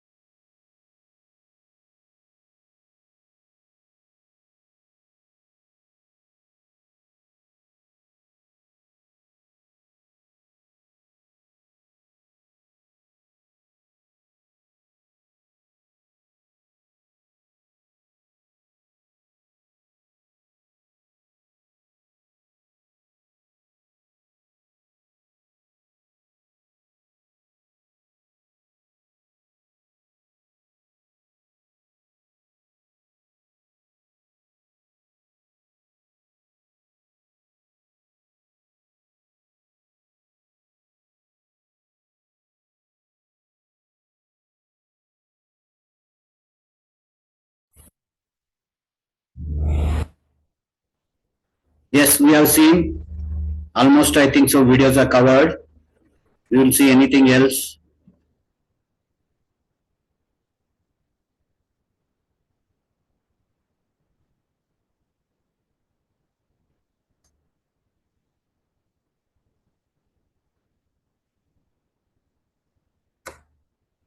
Now about cholesterol is over.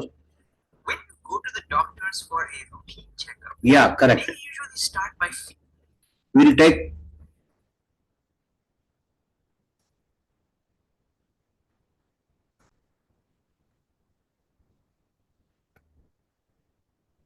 feeling your neck There- or sometimes in behind of your circulation. ears. Why do they do that? What are they checking for?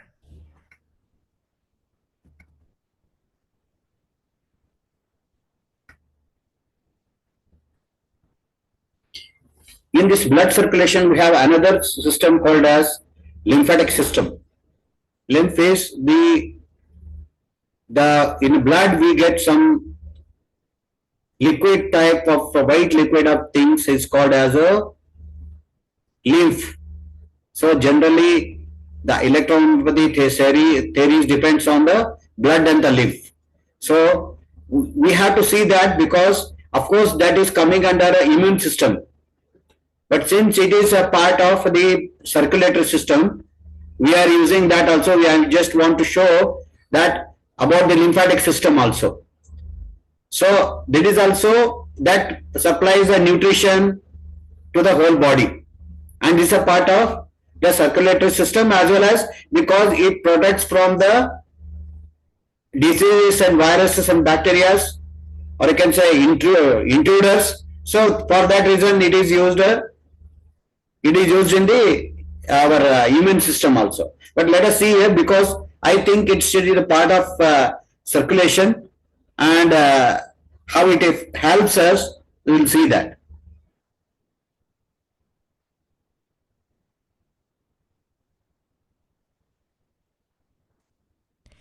When you go to the doctors for a routine checkup, they usually start by feeling your neck or sometimes behind of your ears.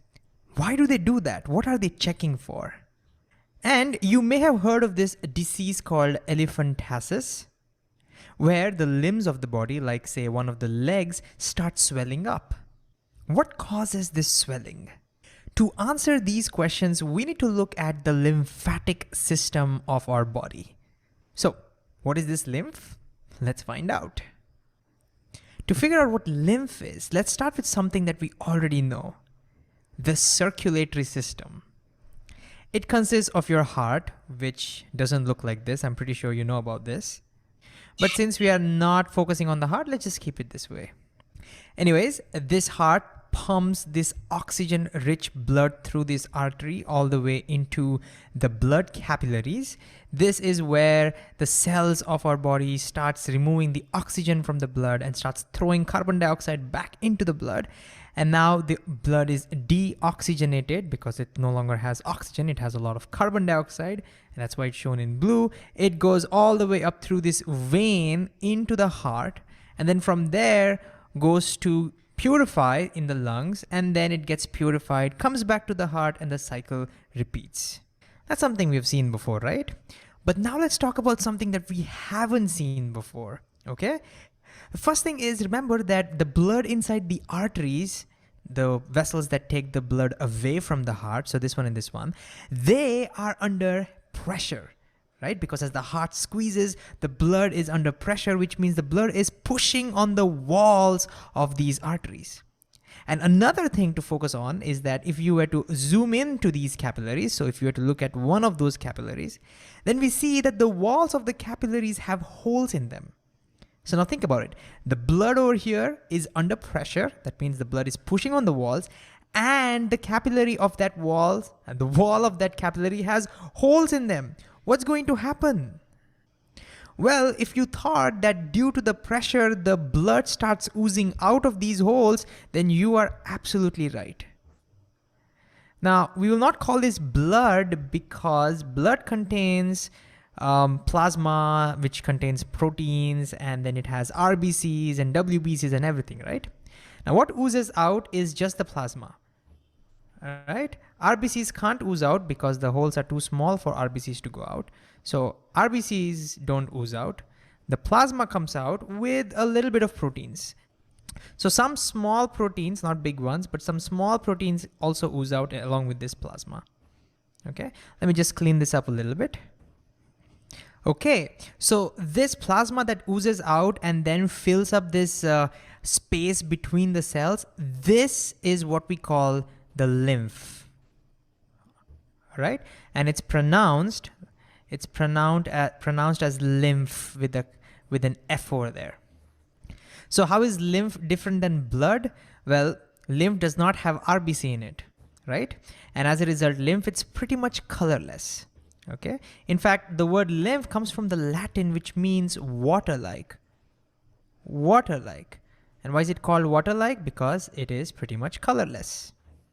And this means wherever these capillaries are present, the plasma will ooze out to form the lymph, right? And capillaries are found all over our body. So you will find this lymph pretty much everywhere inside your body. Okay, so what's the big deal? Why should we care too much about this? Well, first of all, this means that every time blood goes through the capillaries, it will start losing some of its plasma. That's bad because that means the blood will start getting thicker and thicker because it starts losing plasma. And eventually it becomes more and more difficult to circulate it because it's so thick. And that means our cells will not get any oxygen. And I'm pretty sure you know what would that mean. The cells would start dying. Secondly, as this lymph starts getting accumulated within our tissues, it starts pushing on the cells and the tissues will start getting puffed up. And that causes swellings. And that means our organs will start swelling up. And that's one of the reasons why in elephantiasis our limbs swell up. This is because of the accumulation of the lymph over there. Now, before we talk about how our bodies tackle this, I'll tell you what I should think about this. I should think that this is such a bad design. If we don't want the plasma to leak out, then why are there holes present in the capillaries? What a bad design, right? Well, guess what? The holes are necessary because you see, cells aren't only exchanging gases like carbon dioxide and oxygen, which can easily pass through the walls, but they're also exchanging other stuff like nutrients. For example, glucose also, the cells need glucose. They get that from the blood itself. Then the cells produce some waste products like some nitrogenous waste sometimes, and that needs to be put back into the blood. And for that, we need space. They can't go through the walls. They are big, big molecules. They can only go through the holes. And so capillaries need that holes to exchange this stuff. And so since holes are absolutely necessary, there's nothing we can do about this plasma leaking out. And so the big question is, what does your body do about this? Well, thankfully, your body has a separate set of vessels which are called lymph vessels, which clear out this lymph from your tissues. So just like how we have blood vessels and blood capillaries, these are called lymph vessels. So thick ones are called lymph vessels and the thin ones are called lymph capillaries. So over here, if I were to show you those lymph capillaries, this lymph fluid enters into these capillaries and it clears the lymph out from your tissues. Now, one difference between blood capillaries and lymph capillaries you can immediately see is that blood capillaries connect to blood vessels, right? They're open-ended. But as you can see, the lymph capillaries, they are closed at one end. Can you see that? They're closed. And so I was really curious when I was studying this, how does the lymph just enter into this lymph capillary? It's pretty awesome. Let me show you how. Let me get rid of this leg and let me zoom into one of those capillaries. All right. The cells of these lymph capillaries, as you can see, have a little bit of overlapping structures. That's very important. So now when they are surrounded by this lymph fluid in the tissue, it's the same lymph fluid over here, the fluid starts pressing on the walls. So it starts pressing on the walls. And now look carefully what happens when the fluid starts pressing on the walls, okay? These walls open up. Look at the junction carefully. The walls open up like this. Cool, right? Let me show you one more time. The walls open up like this. And now the fluid enters the capillary. And now if you're wondering, why doesn't the fluid just flow back out through the same opening? Then once the fluid gets inside, it'll start pushing from inside, right? And as it pushes from inside, look at what happens to these walls. They will start closing now. Look carefully, they will now close. So it's like a one-way door. It only allows the fluid in, but doesn't allow it to go out. And that's how these capillaries clear out the lymph from your tissues. So now the next question would be, where do these vessels take that fluid eventually? Where do they put it? Can you guess this? Can you guess where they should put it back? Well, since lymph is basically plasma leaking out from the blood, it makes sense to put it back into the bloodstream, right? And so these lymph vessels eventually connect to one of the blood vessels to recycle it back into our circulatory system. But a question for you would be, do you think we should connect these lymph vessels to an artery or a vein? Can you pause the video and think about which one would you connect it to? All right, let's see. If we were to connect these to an artery, then we would have a hard time trying to force that lymph into the circulatory system because the arteries, inside the artery, the blood is under very heavy pressure, right? In fact, that pressure of the blood would actually force the lymph back out of these capillaries. It might even shatter the walls of the lymph capillaries. It's going to be very bad. So we want to re-enter it somewhere where the pressure is very low. And that is somewhere in the veins. And so the lymph vessels eventually connect to a vein somewhere close to the heart. That's where the pressure is the lowest. And then it re-enters into our circulatory system. And this is how the lymph vessels ensure that we get back the lost blood from the capillaries. And so let's write this down. One of the most important jobs of the lymph vessels is to clear that lymph out. So we're just going to write clear lymph. So it takes the lymph from the tissues and puts it back into the veins. And so we are done, right? Because your blood is regaining the lost plasma from the capillaries, right?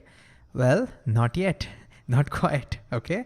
And the reason is, what if your vessels, lymph vessels, start picking up something unwanted?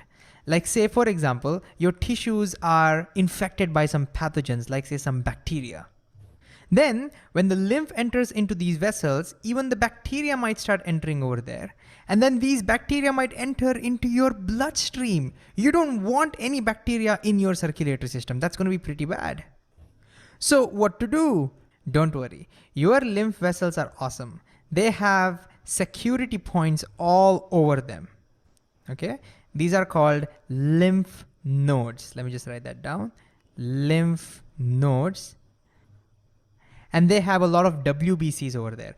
WBCs are like police.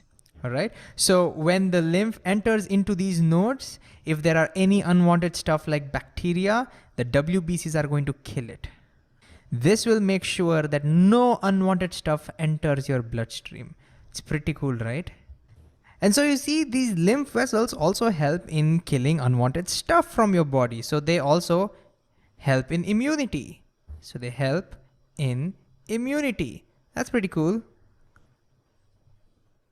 And guess what? If any of your lymph vessels pick up a lot of bacteria, then a lot of WBCs will gather in that lymph node, and that node will now swell, which means swollen nodes are an early indication of infections.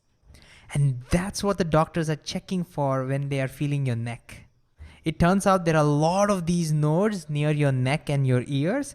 And so they touch that and see if any of those are swollen. If they are swollen, good chance there is an infection somewhere. Now, before we wind up, another important job that your lymph vessels have is to transport fat into your bloodstream.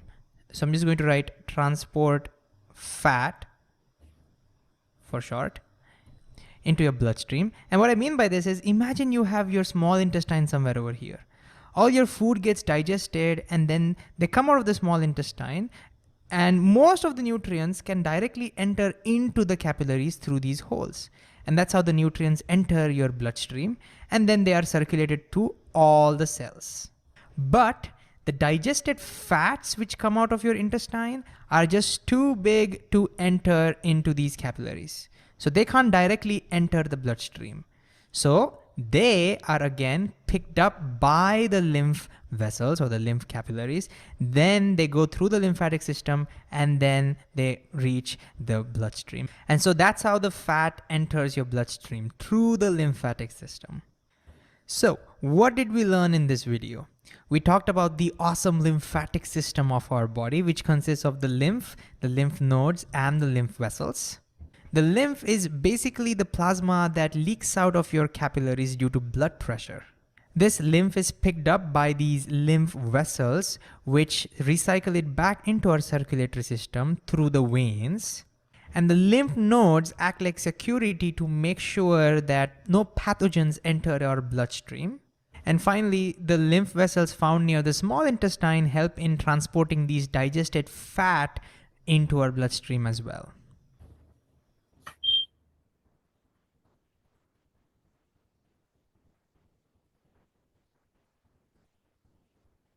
Very nice. We saw why I selected this lymphatic system. Why I selected lymphatic system in the along with the circulatory system. Now I think so. Why you might have not we might have learned about why there is a edema, swelling in the legs. What due to what it is coming.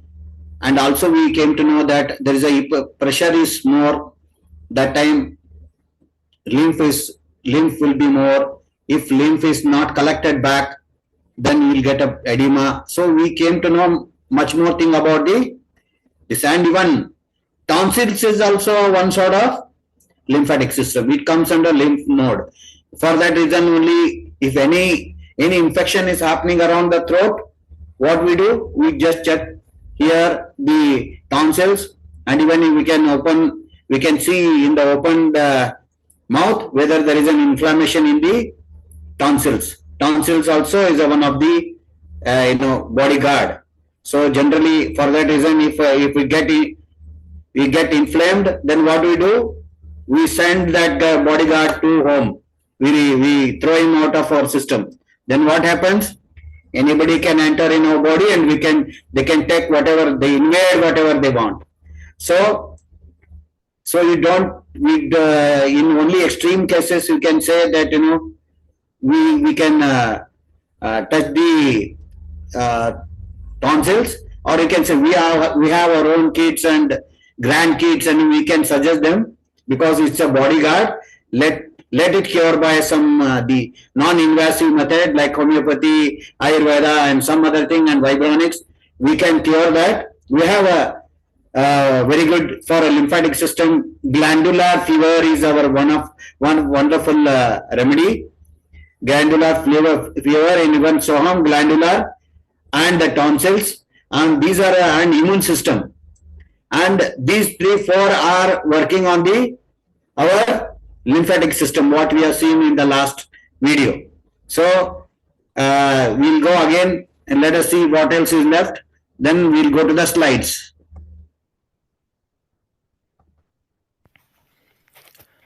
Yes. Hey everyone, myself Syed Usman Sagar, pursuing third year Doctor of Pharmacy from the SETS College of Pharmacy, Dharwad, Karnataka.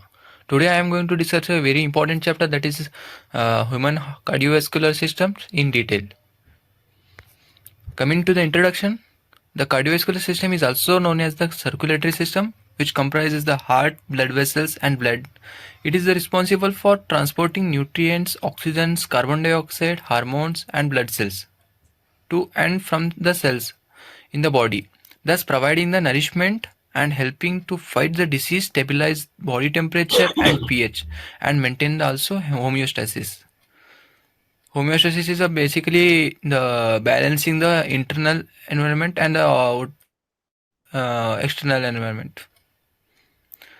The heart pumps blood through the blood vessels, which includes arteries, veins and capillaries, ensuring that the oxygenated blood reaches through various tissues and organs, and that the oxygenated blood is returned to the lungs for oxygenation. Functions of the cardiovascular systems: it mainly helps in the transport nutrients, hormones, and it mainly helps in the removing the waste products, and also helps in the gaseous exchange, and also helps in the immunity, and also helps in the blood vessels transport blood by carries oxygenated and carbon dioxide, and also carries nutrients and wastes, and also it helps in the heart pumps blood through blood vessels. When coming to the components of the cardiovascular system, it mainly contains blood, heart, blood vessels. Coming to blood is a connective tissue which is fluid in nature and circulates in a closed system of vessels, and total volume approximately 6 liters, and which is pH is 7.4, that is slightly alkaline, and specific gravity about 1.005. Blood contains blood cells and the plasma. Mainly blood cells are the erythrocytes, leukocytes and thrombocytes. Erythrocytes are also called as the red blood cells, and leukocytes are also called as WBCs, and thrombocytes are also called as platelets. And also it contains the plasma, that is fluid portion. Coming to the heart is a 4-chambered hollow muscular organ approximately the size of your fist. Location: superior surface of diaphragm, left of the midline, anterior to the vertebral column, posterior to the sternum. See here.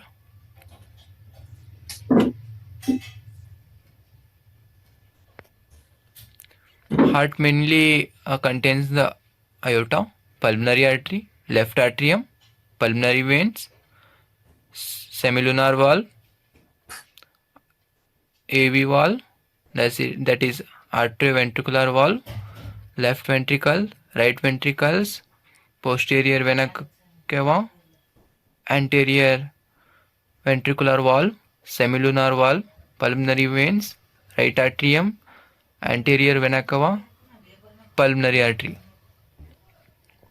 When coming to the functions of the heart, it mainly helps in the generating blood pressure, and also helps in the routing blood, that is heart separates pulmonary and systemic circulations, and also heart helps in the ensuring one-way blood flow, that is heart valves ensure one-way flow, and also helps in the regulating blood supply by changes in contraction rate and force match blood delivery to changing metabolic needs. When coming to the blood vessels, a closed network of tubes. That is, closed network of the tubes is called as a blood vessels, and also it includes arteries, capillaries, and veins. Blood vessels, arteries are thick wall tubes, elastic fibers, circular smooth muscles. In capillary, also called as microscopic vessels, which contains one cell thick and serves the respiratory system. In veins, also called as draining channel. Blood vessels. Blood vessels, generally the structures called tunica intima and tunica media and tunica adventitia. Classification of blood vessels: conducting vessels, distributing vessels, resistance vessels, exchange vessels, capacitance or reservoir vessels. And coming to the arteries, arteries are blood vessels that carries blood away from the heart are called as arteries. They are the thickest blood vessels and they carry blood high in oxygen, known as oxygenated blood, that is oxygen rich blood. See here in picture given arteries.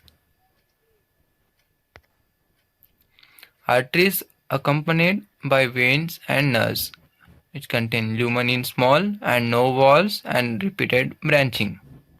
Classification of arteries: elastic, that is example aorta and its major branches; in muscular, example renal, testicular, radial, tibial, etc. Arterioles, that is less than 0.1 mm. Terminal arterioles, meta-arterioles, and thoroughfare and channels or preferred. In capillary, that is size in 5 to 8 microns, the smallest blood vessels are capillaries and they connect the arteries and veins. This is where the exchange of nutrients and gases occurs.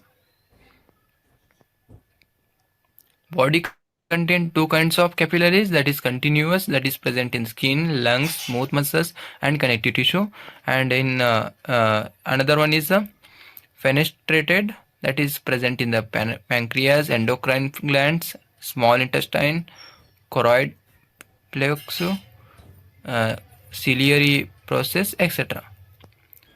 Sinusoids.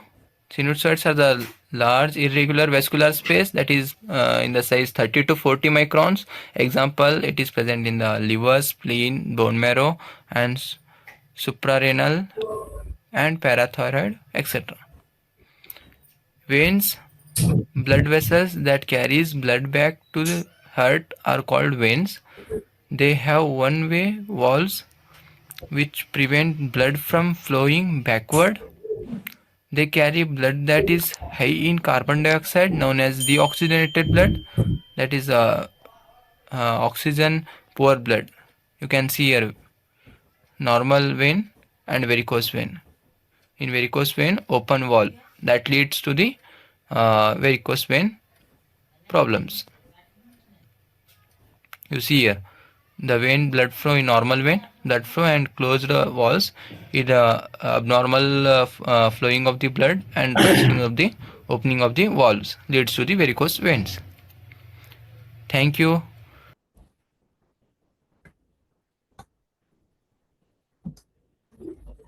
Now we will take our PPT.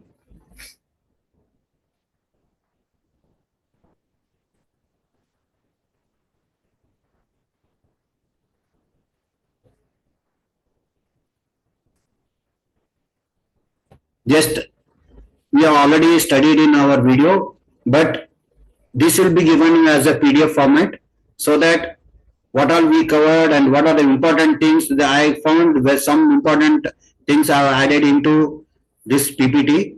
So first is, what is the position of the, where it is located? Okay, different part of the heart, external part. And here, where it is exactly located in the cage. We can count those ribs and we will be able to see what is the position of the heart. So in between second rib and the fifth rib.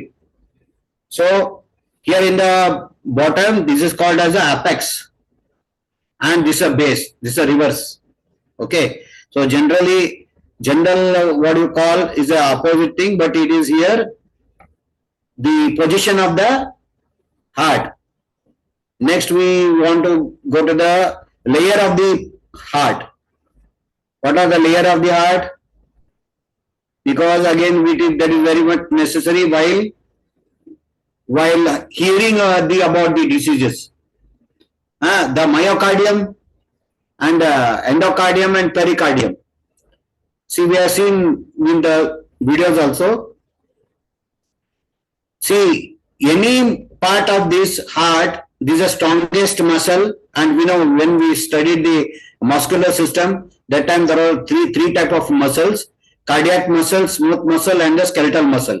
So here it is the heart muscle, especially made up of very strong thing, because it has to beat if nothing is disturbed for 120 years. We human beings have 120 years on average. So see, we can see the same thing like a myocarditis and endocarditis and pericarditis, it will happen because anything inflammation is due to different issue. We will study in the next slides. Mainly all viral diseases. Now, because this is all I'll be giving in our PDF, and I have another big PDF also. Those are interested to see. For education, every video they put is for only education purpose. Means by going through this all lesson, one should not cut open the heart and start making it all right. Right? It is only for the education purpose. Why? What is happening? Why? What all is happening? We are having the authority. We should know about our heart. So it's an education purpose only. Anyway, so these are all the part of the hearts. We are already seen in the beautiful animation how that blood comes and how it goes, and which supplies, which part of the heart supplies in the veins, which parts of the it supplies to the whole body. We all have seen it. If you want to see, we can replay and we can see at our own time. Okay. Now, very, very important is, generally, if any heart means, generally they think about heart attack. Either they listen by listening to somebody's, or they imagine, okay, if we are getting this problem, maybe getting heart attack. No. So for that reason, we know I already told you, as our whole body needs a circulatory system, our heart also needs a circulatory system.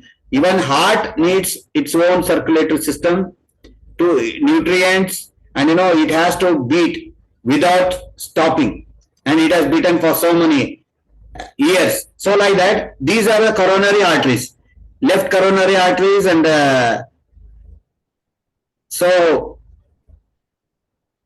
right side, right coronary arteries. Right coronary arteries. It is here only we get our cholesterols or heavy whatever thing goes and block this area. Once it goes and blocks that area, that supply to that particular part is missing. Supply, nutrition supply, and even blood supply. Then that particular partially that dies. That becomes a dysfunction. So like that, we can see that this heart has a circulation, and with this we will tell you how we can in our OM7.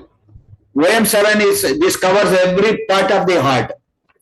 So I will read for you this OM7, and also OM7 is a coronary artery, cholesterol, endocardium, pericardium, myocardium. We just saw all these parts are covered under the OM7. If you give OM7, everything becomes strong. I recommend after 50 years of age, everybody has to take this particular remedy at least once a day, so that your heart muscles will be strong, they will be keep working for you. Okay, so in that also it is very clearly mentioned. What are the uses of OM heart? OM heart for arteriosclerosis. Sclerotic means that they become, they become stiff and they become hard. So that is called, so with that generally we get into the high blood pressure. So you can see when you are passing water in the pipe, you just close, or you can say if you make that hole small, how that pressure goes increases. Likewise, when there is a sclerotic changes in the blood vessel, it makes your blood pressure more. Okay, for that reason also we can take this OM7, all heart cases, and as a heart tonic, I already told you. And to prevent heart attack, we can take this OM7 in our and as an energy remedy in our Vibronics. This is one of the most important, as I already told you. When exertional dyspnea, if exertion we get a breathlessness, this is one of the most important and wonderful remedy. So OM7, always remember, whosoever having crossed more than 50 years, they can use this. Again, we already saw this pathways of blood, how this, arrow marks are there. You can see from where it comes and where it goes. So from all the parts of body, and we'll study that, veins, we have a non-reversible walls. That the blood flows can only go in one direction in case of the veins. So we'll see in the next, it's already there. So here is circular, what happens from our deoxygenated blood goes to the lungs and becomes again exchanged with the oxygen and come back to the left side of our ventricle, from left side to right side, then goes to the aorta. Aorta is the biggest blood vessel, artery. Okay, next, let us take next one. Yes, means I already told you the coronary circulation. So these are the places where we get cholesterol got stuck there, and it blocks that area and makes the dysfunction. And these are the walls. How the wall looks when it is closed means you have to close that and then push it one side. So these are very much necessary. And in homeopathy, this valvular defects can be adjusted by, corrected by spongia, a medicine called as spongia, that we can make in our vibronic form and give for any valvular defects. And valvular defects, what happens? So we have already studied in the previous videos. Okay, so next let's go. See, when the wall opens, how does it look? Now we are seeing that closed walls. Now is the opened walls. When a wall is open, it allows the blood to come out, and when it closes, it allows the blood to go in the different other direction. So that's what that in the chapter of the skeletal system, I was telling you that our whole body is controlled by a nervous system, and nervous system, all nerves passes through our vertebrae. Here heart controls, means heart's nervous systems are passing through the T1 to T5. So T1 to T5, and what all it's controlling? Medulla. So you see that I'll tell you, there's one of the cardiac and lung. There is another OM remedy which is a cardiac and lung, that is in the OM19. That is also useful, and we'll study that at the last. You just remember what are the parts here. Anyway, I will be giving you this PDF of this same PPT, and we will be able to see parasympathetic system. See how we can say spiritual healer or can vibronic healer, how we should think about this? Any word coming over here is a cause for dysfunction. Okay, medulla is not working properly, then it will have a problem. Again, that parasympathetic system is not working properly. That means it will create into the cardiac problem. And here, sympathetic cardiac nerve. So that nerves these are all available in our numerical materia medica. When you go to the numerical materia medica, and each and every part of this body, parts of this system is available. And T1 to T5. T1 to T5 is our, those things are also nerve going through T1, T2, like that also are there, so that you can cover up whole system. How we can cover this particular problem? It is through this. Since each and so vagus nerve is also there in this. See, I already told you there is another already discussed, the palpitation. Heart palpitation is what all added into it. We have seen it. There is a next, and CC combo medicine 3.1. What all we have added to make the heart tonic, heart healthy, because you can remember all these parts will be available in the heart tonic. How we are going to tackle these things. Just fantastic one. This is for your reference. Homeostasis we already know, because our body should be in homeostasis condition, means balanced condition. Blood circulation is balanced, and temperature is balanced, and fluids are balanced, and the body will be in the perfect balance system.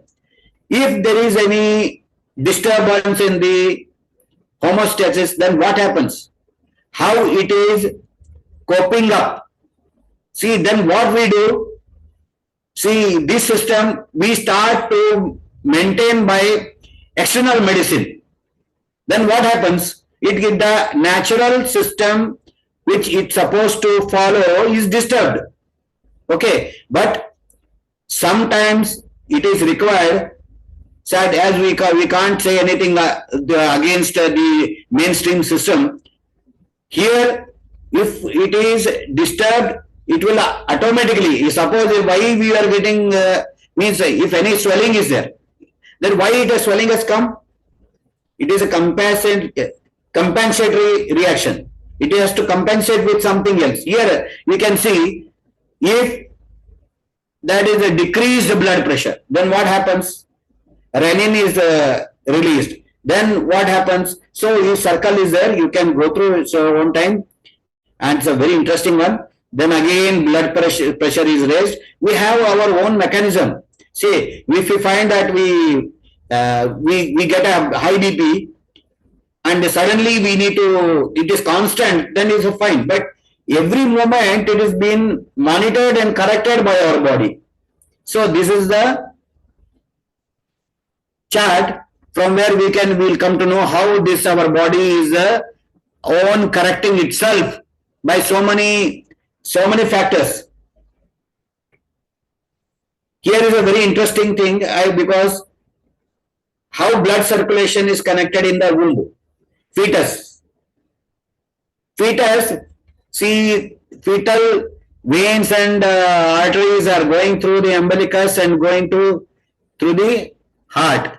So this is how it is connected, just to show that when our fetus is within inside for waiting to come out. So how it is being, how the circulation is being controlled.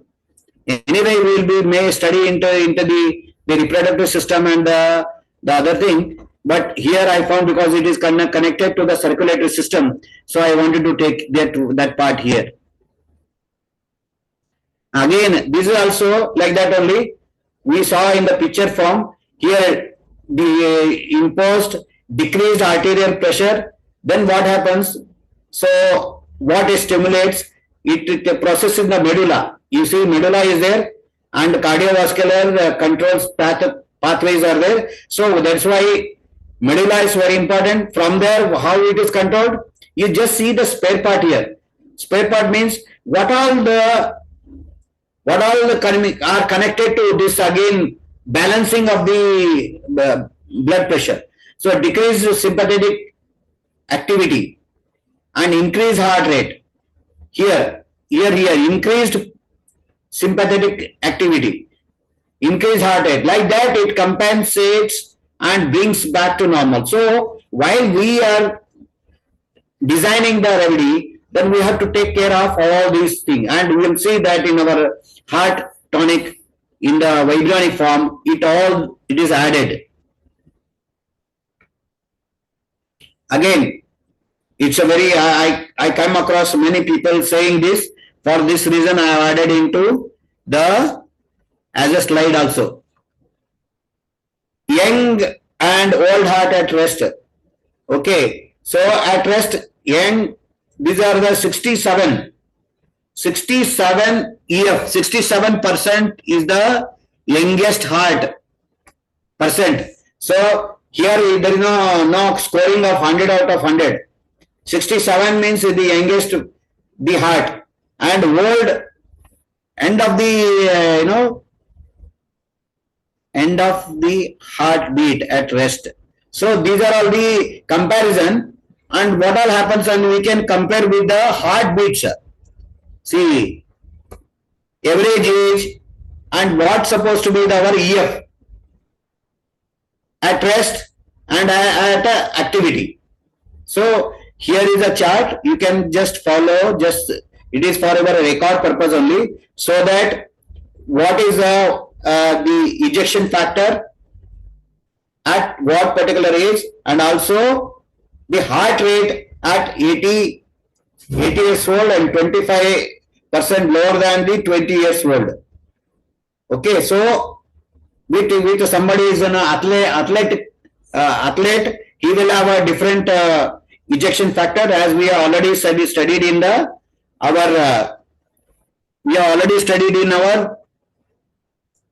videos. So here another thing, this is because ejection factor is very, very important. Ejection factor is very, very important. So the young heart during vigorous exercise. So what is the EF?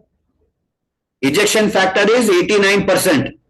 Not even here, young heart and vigorous exercise also, it is not 100%. Means some how much percent? 11% of the blood will remain in the heart when it is pumping. So old heart during the vigorous exercise, how much? And when a old person or old heart, when it is doing a vigorous exercise, that time ejection factor is 71%.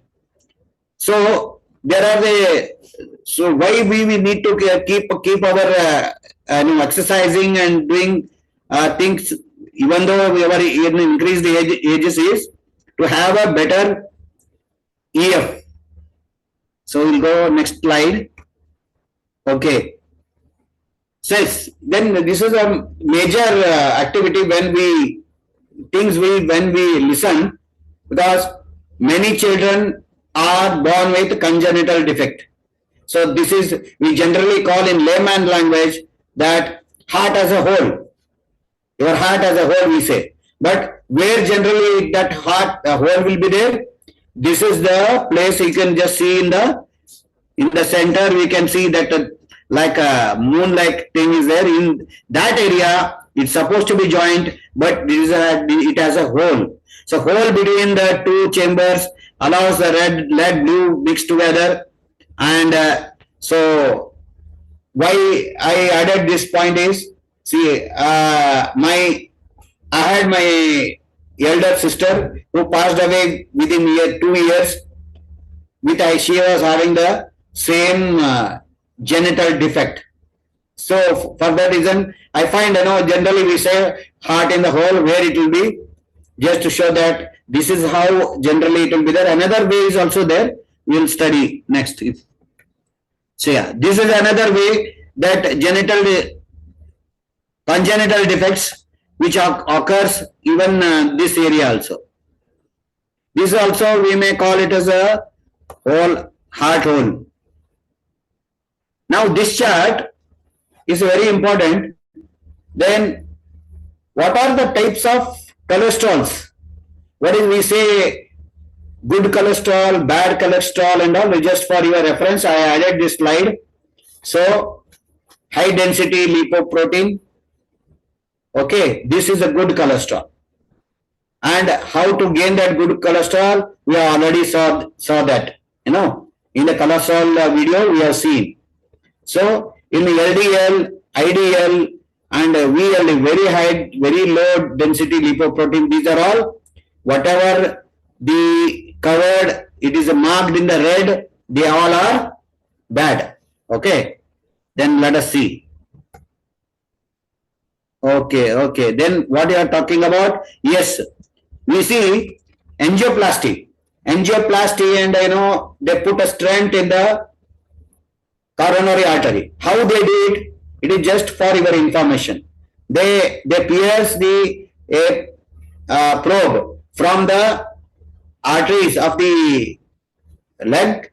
From there, it goes into the heart, and there what they do? They do just like a inflate the balloon. So then it is pushes, and even nowadays it is so advanced that they use the strand there. I will be showing into the next slide.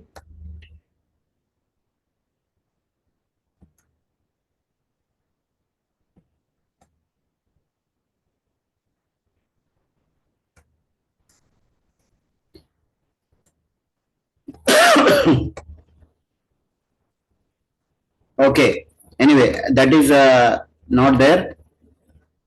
I'll show you it some other time. Then means I can send you that picture. So how they are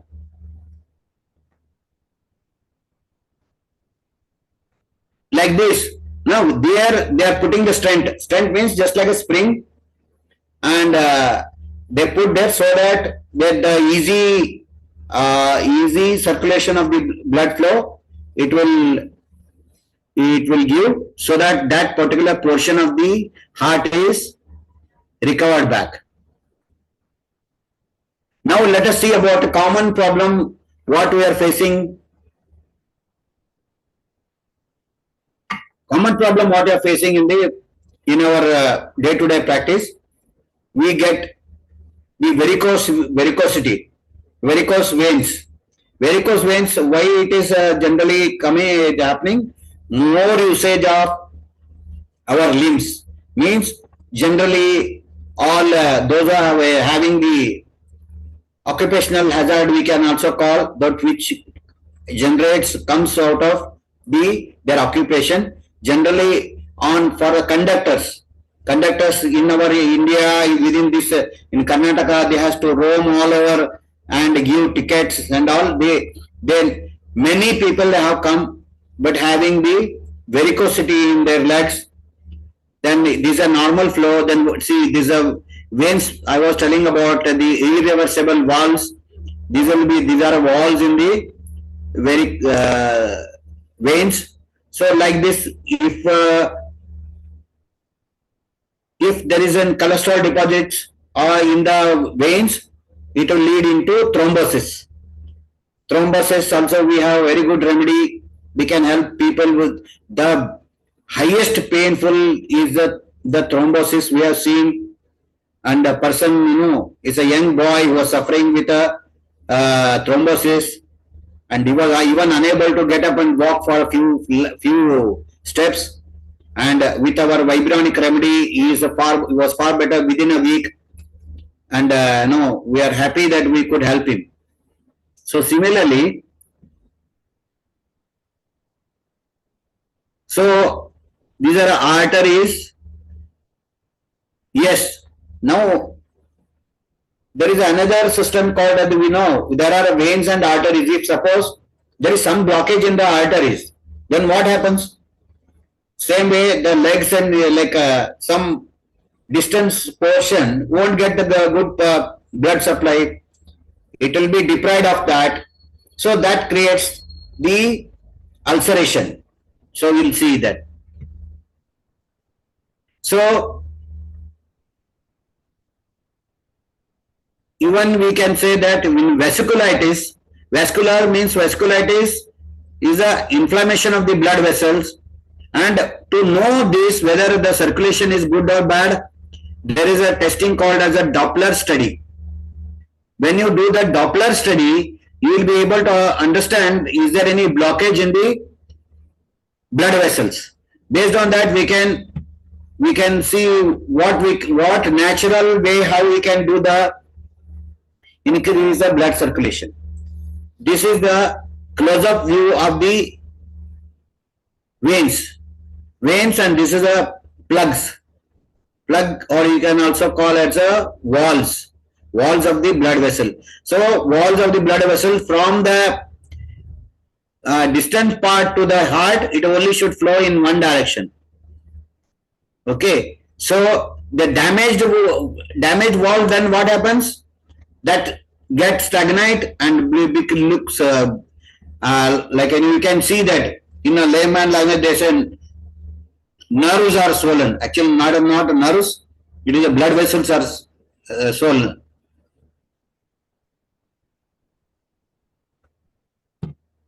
So yes, because we come across this type of thing, for that reason I have taken this blood vessel varicose veins. What happens? So we already saw if a wall damages, then it becomes like a snake. You can see here how it is happening. As good as snake is rising in that area. So this is a bulging out of the skin. Then generally what happens? It opens up and makes the varicose ulcer. And some of the pictures I have already, I will show you now. Okay, this is very, very interesting. Very interesting. Why? Because we generally come across and success rate is very good. So see, there are the skin problems arising due to the blood supply. I'll little bit enlarge and I'll show you. It's very interesting. Then you will come to know whether you have to treat, or you can say whether you have to focus on the arteries or veins or anything else. You can say, have you seen like this? I think I'm showing further also there are some slides. It will distinguish between the arteries, artery blocked skin disease and venous blocked skin disease. Okay, so you will see in arteries even wounds are margins and deep. Extremely, see the biggest difference between the diabetic wound and the arterial wound and venous wounds. Okay, diabetic wounds are no pains at all. Generally, I don't have pain. They come, say there will be one the gangrene and all. They are all painless. Necrotic base. Necrotic means decay of the tissue. And see, these are painless, superficial and irregular wound margins. These all show the diabetic wound. There will be mixture of those things, but our treatment part, or you can say how we tackle these, are very almost similar in nature. First, we have to increase that blood circulation over that area. For that, what we use in our book, we have a circulation. If it is arised out of the vein, so we have a mixture number 32. Mixture number 32, it is a VP mixture. They are getting VP veins and piles and mixture. So it is varicose veins. It is veins and piles only. So varicose veins, leg ulcer, hemorrhoid, liver circulation, tone-ups, the broken down blood vessels. This mixture does very good work, as they have mentioned in the handbook complete book of Vibranic preparation or some series of natural healing volume 3. So VP30 is a very good for all those skin ulcers arised from the circulation. See, all the condition, varicose veins, leg ulcer, all leg problem for any circulation deficiency also can be given. How they are covering this? So calcarea floor in the biochemic is one of the most beautiful remedy which restores the elasticity, even works on the plugs, works on the walls of the veins. So most important to replace the elasticity of the wall of the blood vessel, valvular disease, bleeding internally, and blind piles. It's a calcarea floor we are using. And carbo wedge increases what is a carbo wedge? Vegetable carbon. See, vegetable carbon. So to increase, carbon is a carbon dioxide, you can say. Carbon is out of carbon dioxide. If we increase in the carbon dioxide, we get a suffocation. But same in the homeopathic form, as per the law of similars, if someone is getting a suffocation like thing, the carbo wedge will make him relaxed. Carbo wedge main symptom is desire to be expand, oxygen deficiency, feeling of oxygen deficiency. That is there in the carbo wedge. That is there in our mission number 32. So Cardidus marinus is a wonderful remedy which works on the again blood vessels. And Collinsonia,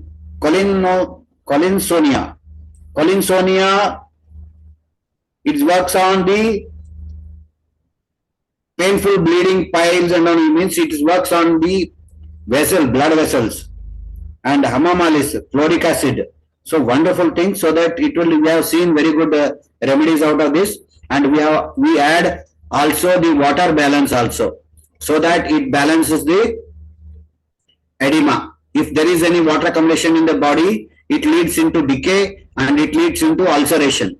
So like that we add along with this mix 32, we add that also. So we'll go to the next slide and see what is that. Yes. We all have heard about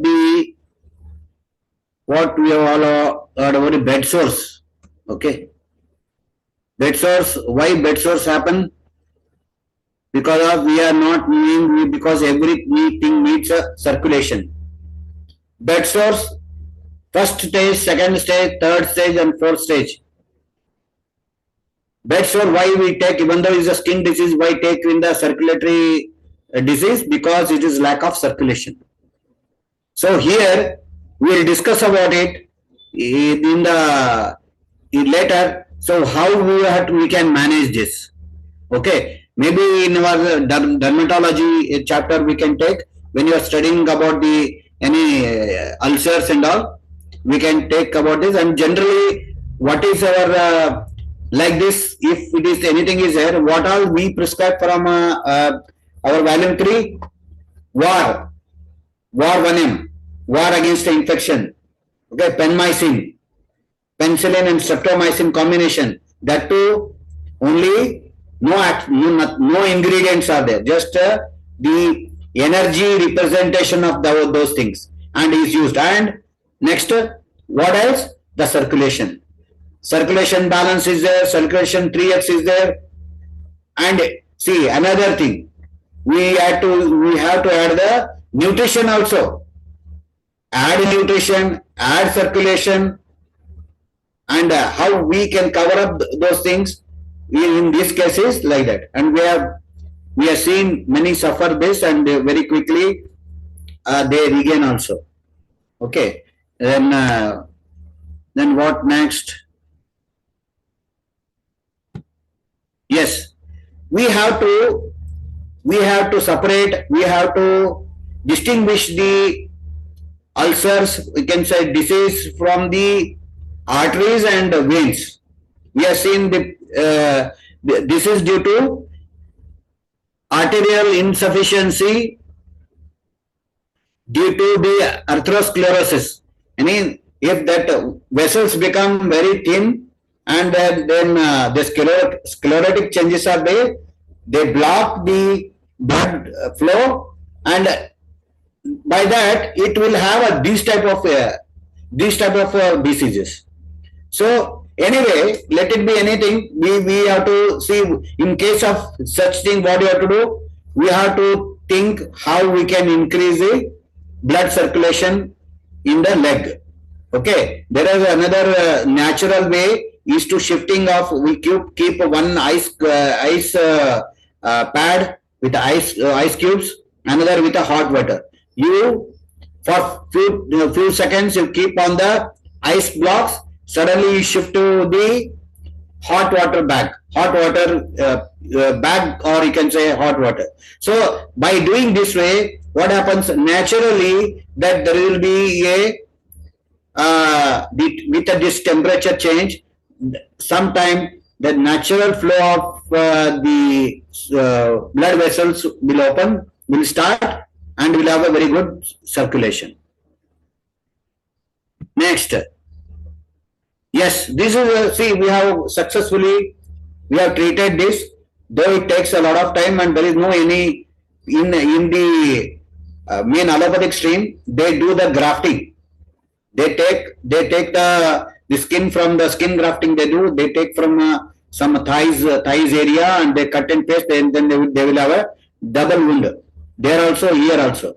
Okay, but sometimes our own bodies grafted skin won't accept here. It also happened in few cases. It happens in few cases. So this is how we can very effectively manage these things. We increase the circulation, and we have we have step by step improved these wounds, and our homeopathic Guruji, Dr. Parvatikar from Dharwad, given me this formula, and it's working very fine. So I'm very thankful to him for him. Always there when I want more. He's elder than me. He's more experienced than me. He's he is my first guru for homeopathy. So he given some formula. With that, I can very easily handle such problems, such issues. Okay. Now, this is for your record only. When this is opening, that time what is the rhythm there?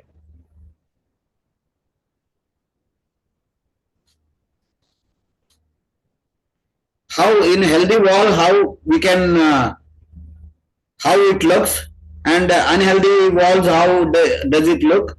And if the 100% means, if with this reason, what happens? Our ejection factors goes low,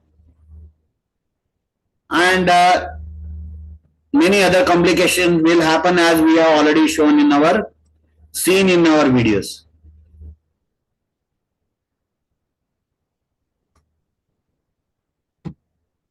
Yes.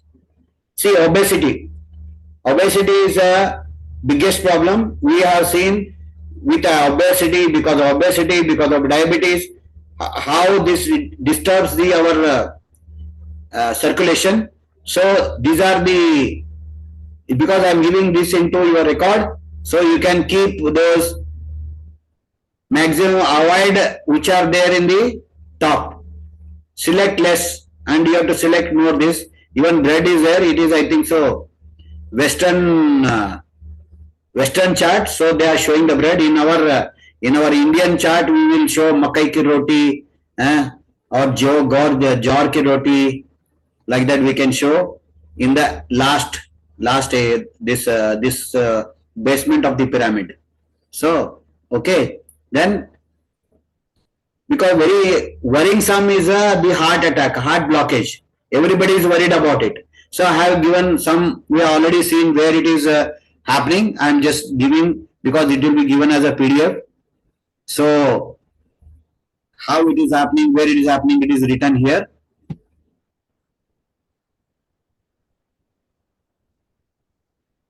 And angiography, how they do it. They pierce the camera with the plunger pipe, you can just what you call probe, you can call. They are inserting from the blood vessels of your leg. So heart attack. See, generally I just told where the heart attack arise. The coronary artery. Coronary artery, the blockage will be like this, and that area get blood supply get reduces, and the muscle damage will happen. See, like this, which is in the violet color, they have shown the muscle damage. Yes, now our main topic means we have seen all those problem, all the circulation problem, all the heart problem, everything. In Satyasai Sai people, how they did it, wonderful contribution to the humanity.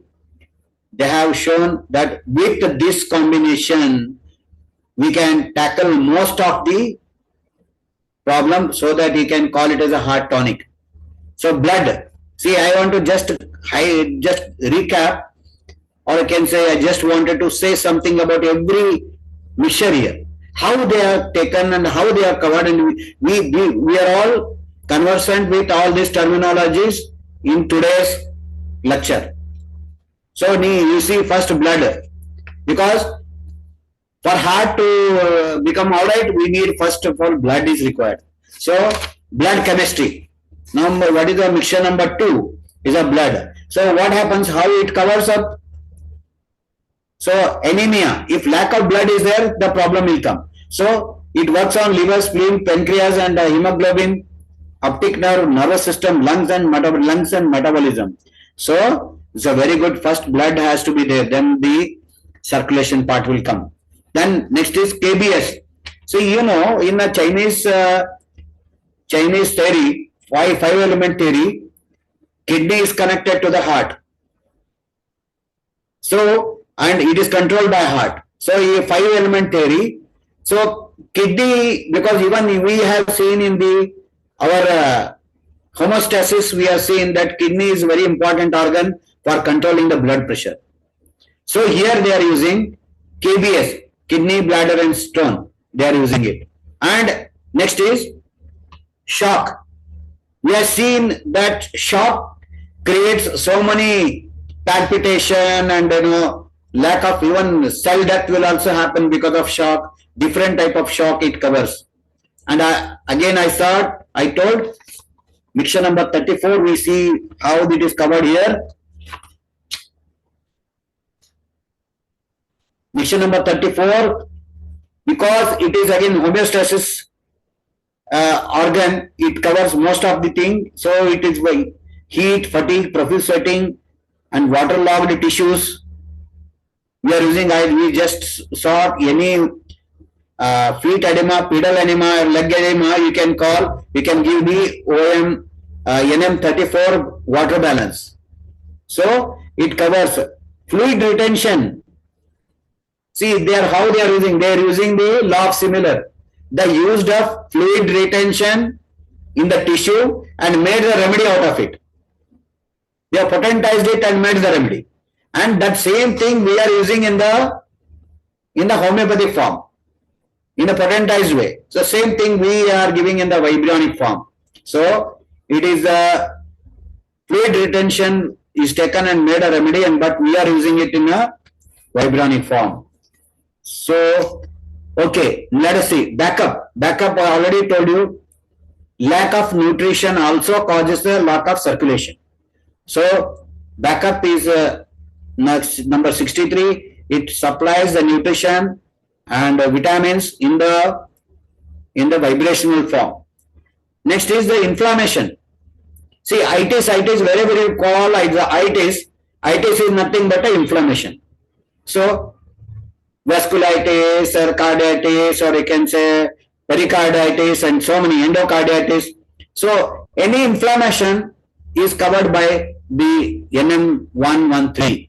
And then again, OM blood. OM blood means, again, we need to take the good hemoglobin has to be there, then circulation will be there. The basic requirement for the good circulation is the blood. So in that blood, what all there? Blood, hemoglobin, platelets, red bone marrow, and spleen is covered in the OM blood. Then let's see OM5 circulation. OM5, what all it is addressing? See, arteries and arterial tissues. Arterioles, we saw arterioles are very soaked in capillaries. Arterioles and capillaries, veins and vein tissue, all are covered under the OM5 circulation. So you must see any circulation problem, you should address to OM5 circulation and circulation balance and SOHM circulation 3x and OM heart, because if you only do the circulation, if the heart is not strong, how you are going to cover up? So you have to see, we have to remember that everything is you should come. And you see, it is already written in our next medicinal list. Next Janergy medicine list, it is already there. BR5 heart balance and circulation balance and SOHM circulation and even chakra, heart chakra controls the heart in physical heart and even physical heart and the emotional heart, it is there. So heart chakra, it controls the emotion again connected to the heart. So we are taking the heart chakra for a treatment also. And solar plexus chakra. Solar plexus chakra controls the it represents the what do you call fire element. So fire element is it is governed by these solar plexus. So here the solar plexus is there given, and even the spleen chakra is there, and bladder and kidney meridian, the coupled meridian. So here not a single thing is left, means to cover up whole, we make a whole heart tonic, what all it should be there, everything is taken care in this group. So how beautifully they have taken it. So lungs meridian and heart meridian, they are again taken in the taken together. With calcareous floor we saw, calcareous phos we saw. Calcareous phos is a most important remedy for increasing the hemoglobin. So ferrum phos is for iron. See, iron deficiency anemia, we heard about it. So if you do this, it will cover up that. Netramure, aconite, arnica, and plumbum met. You can go through. I already given you the link for the those app. If those are not opening, I will send you the even PDF format also. You can read this homeopathic remedy in detail. So reading homeopathy remedies in detail also is one particular knack. And at the first stage, it happens now. Every remedy, it suits me. We feel like that every remedy is most suiting to us. It is the first step. Then how to differentiate? We have to see how this is homeopathic remedies are Materia Medica is written. We will tell you in the next, especially in that particular topic, because it is neat, because our Vibronics is it is based on law of similars. It's working on law of similar also. So we have to study that. We will tell you later. So you see, we have saw that like a whole medulla. I was telling about medulla, brains, vagus system, capillaries, hemoglobin, heart and heart walls, lymphatic organ. See how beautifully they have added it. Lymphatic organ, if lymphatic is again not working properly, we saw that leakage in the capillaries, it will be stagnated. To take it back and join it into the, put back into the vein system, so that lymphatic system, lymphatic organ should be healthy. And muscles, myocardium and veins, and adonis, this is a single remedy based on that. And Briata carb. Why Briata carb is added? We have seen that effect of Briata carb is on the retarded children. We add a Briata carb. So here, undeveloped person, undeveloped mind, undeveloped body. So here it may help in the closure of that hole in the heart of the children. So this is how we covered up, and I think so. I am extremely sorry because I took care most of the time. So took care most of the time. So we'll discuss anything else you want to make. We'll do it. Okay, thank you very much for your patience today, because I came to know anyway. Next, this will not happen. I will share you the wonderful PDF for the circulatory system. See, education is a no bar. You can go any deep into the system and try to understand, and I will help you how to cover up in our Babylonics, how to treat with this system. So we will discuss into that. So thank you all. Thank you very much. I will be sharing the recorded version of this session, and tomorrow we'll be, I think so, we'll be taking the respiratory system and the digestive system. Very easy one. So it will be one coupled with this circulatory system only.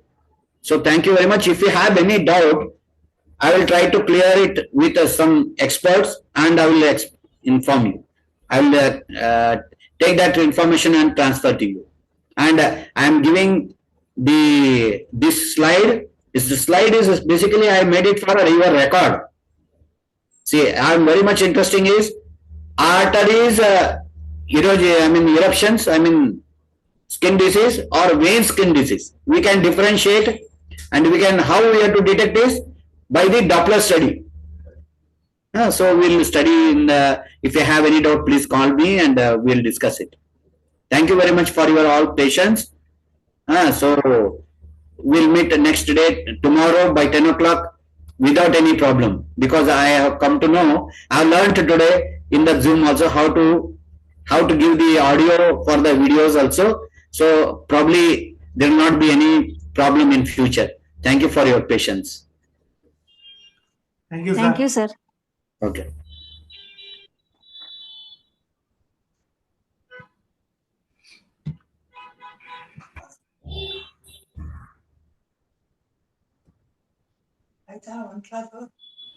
There is a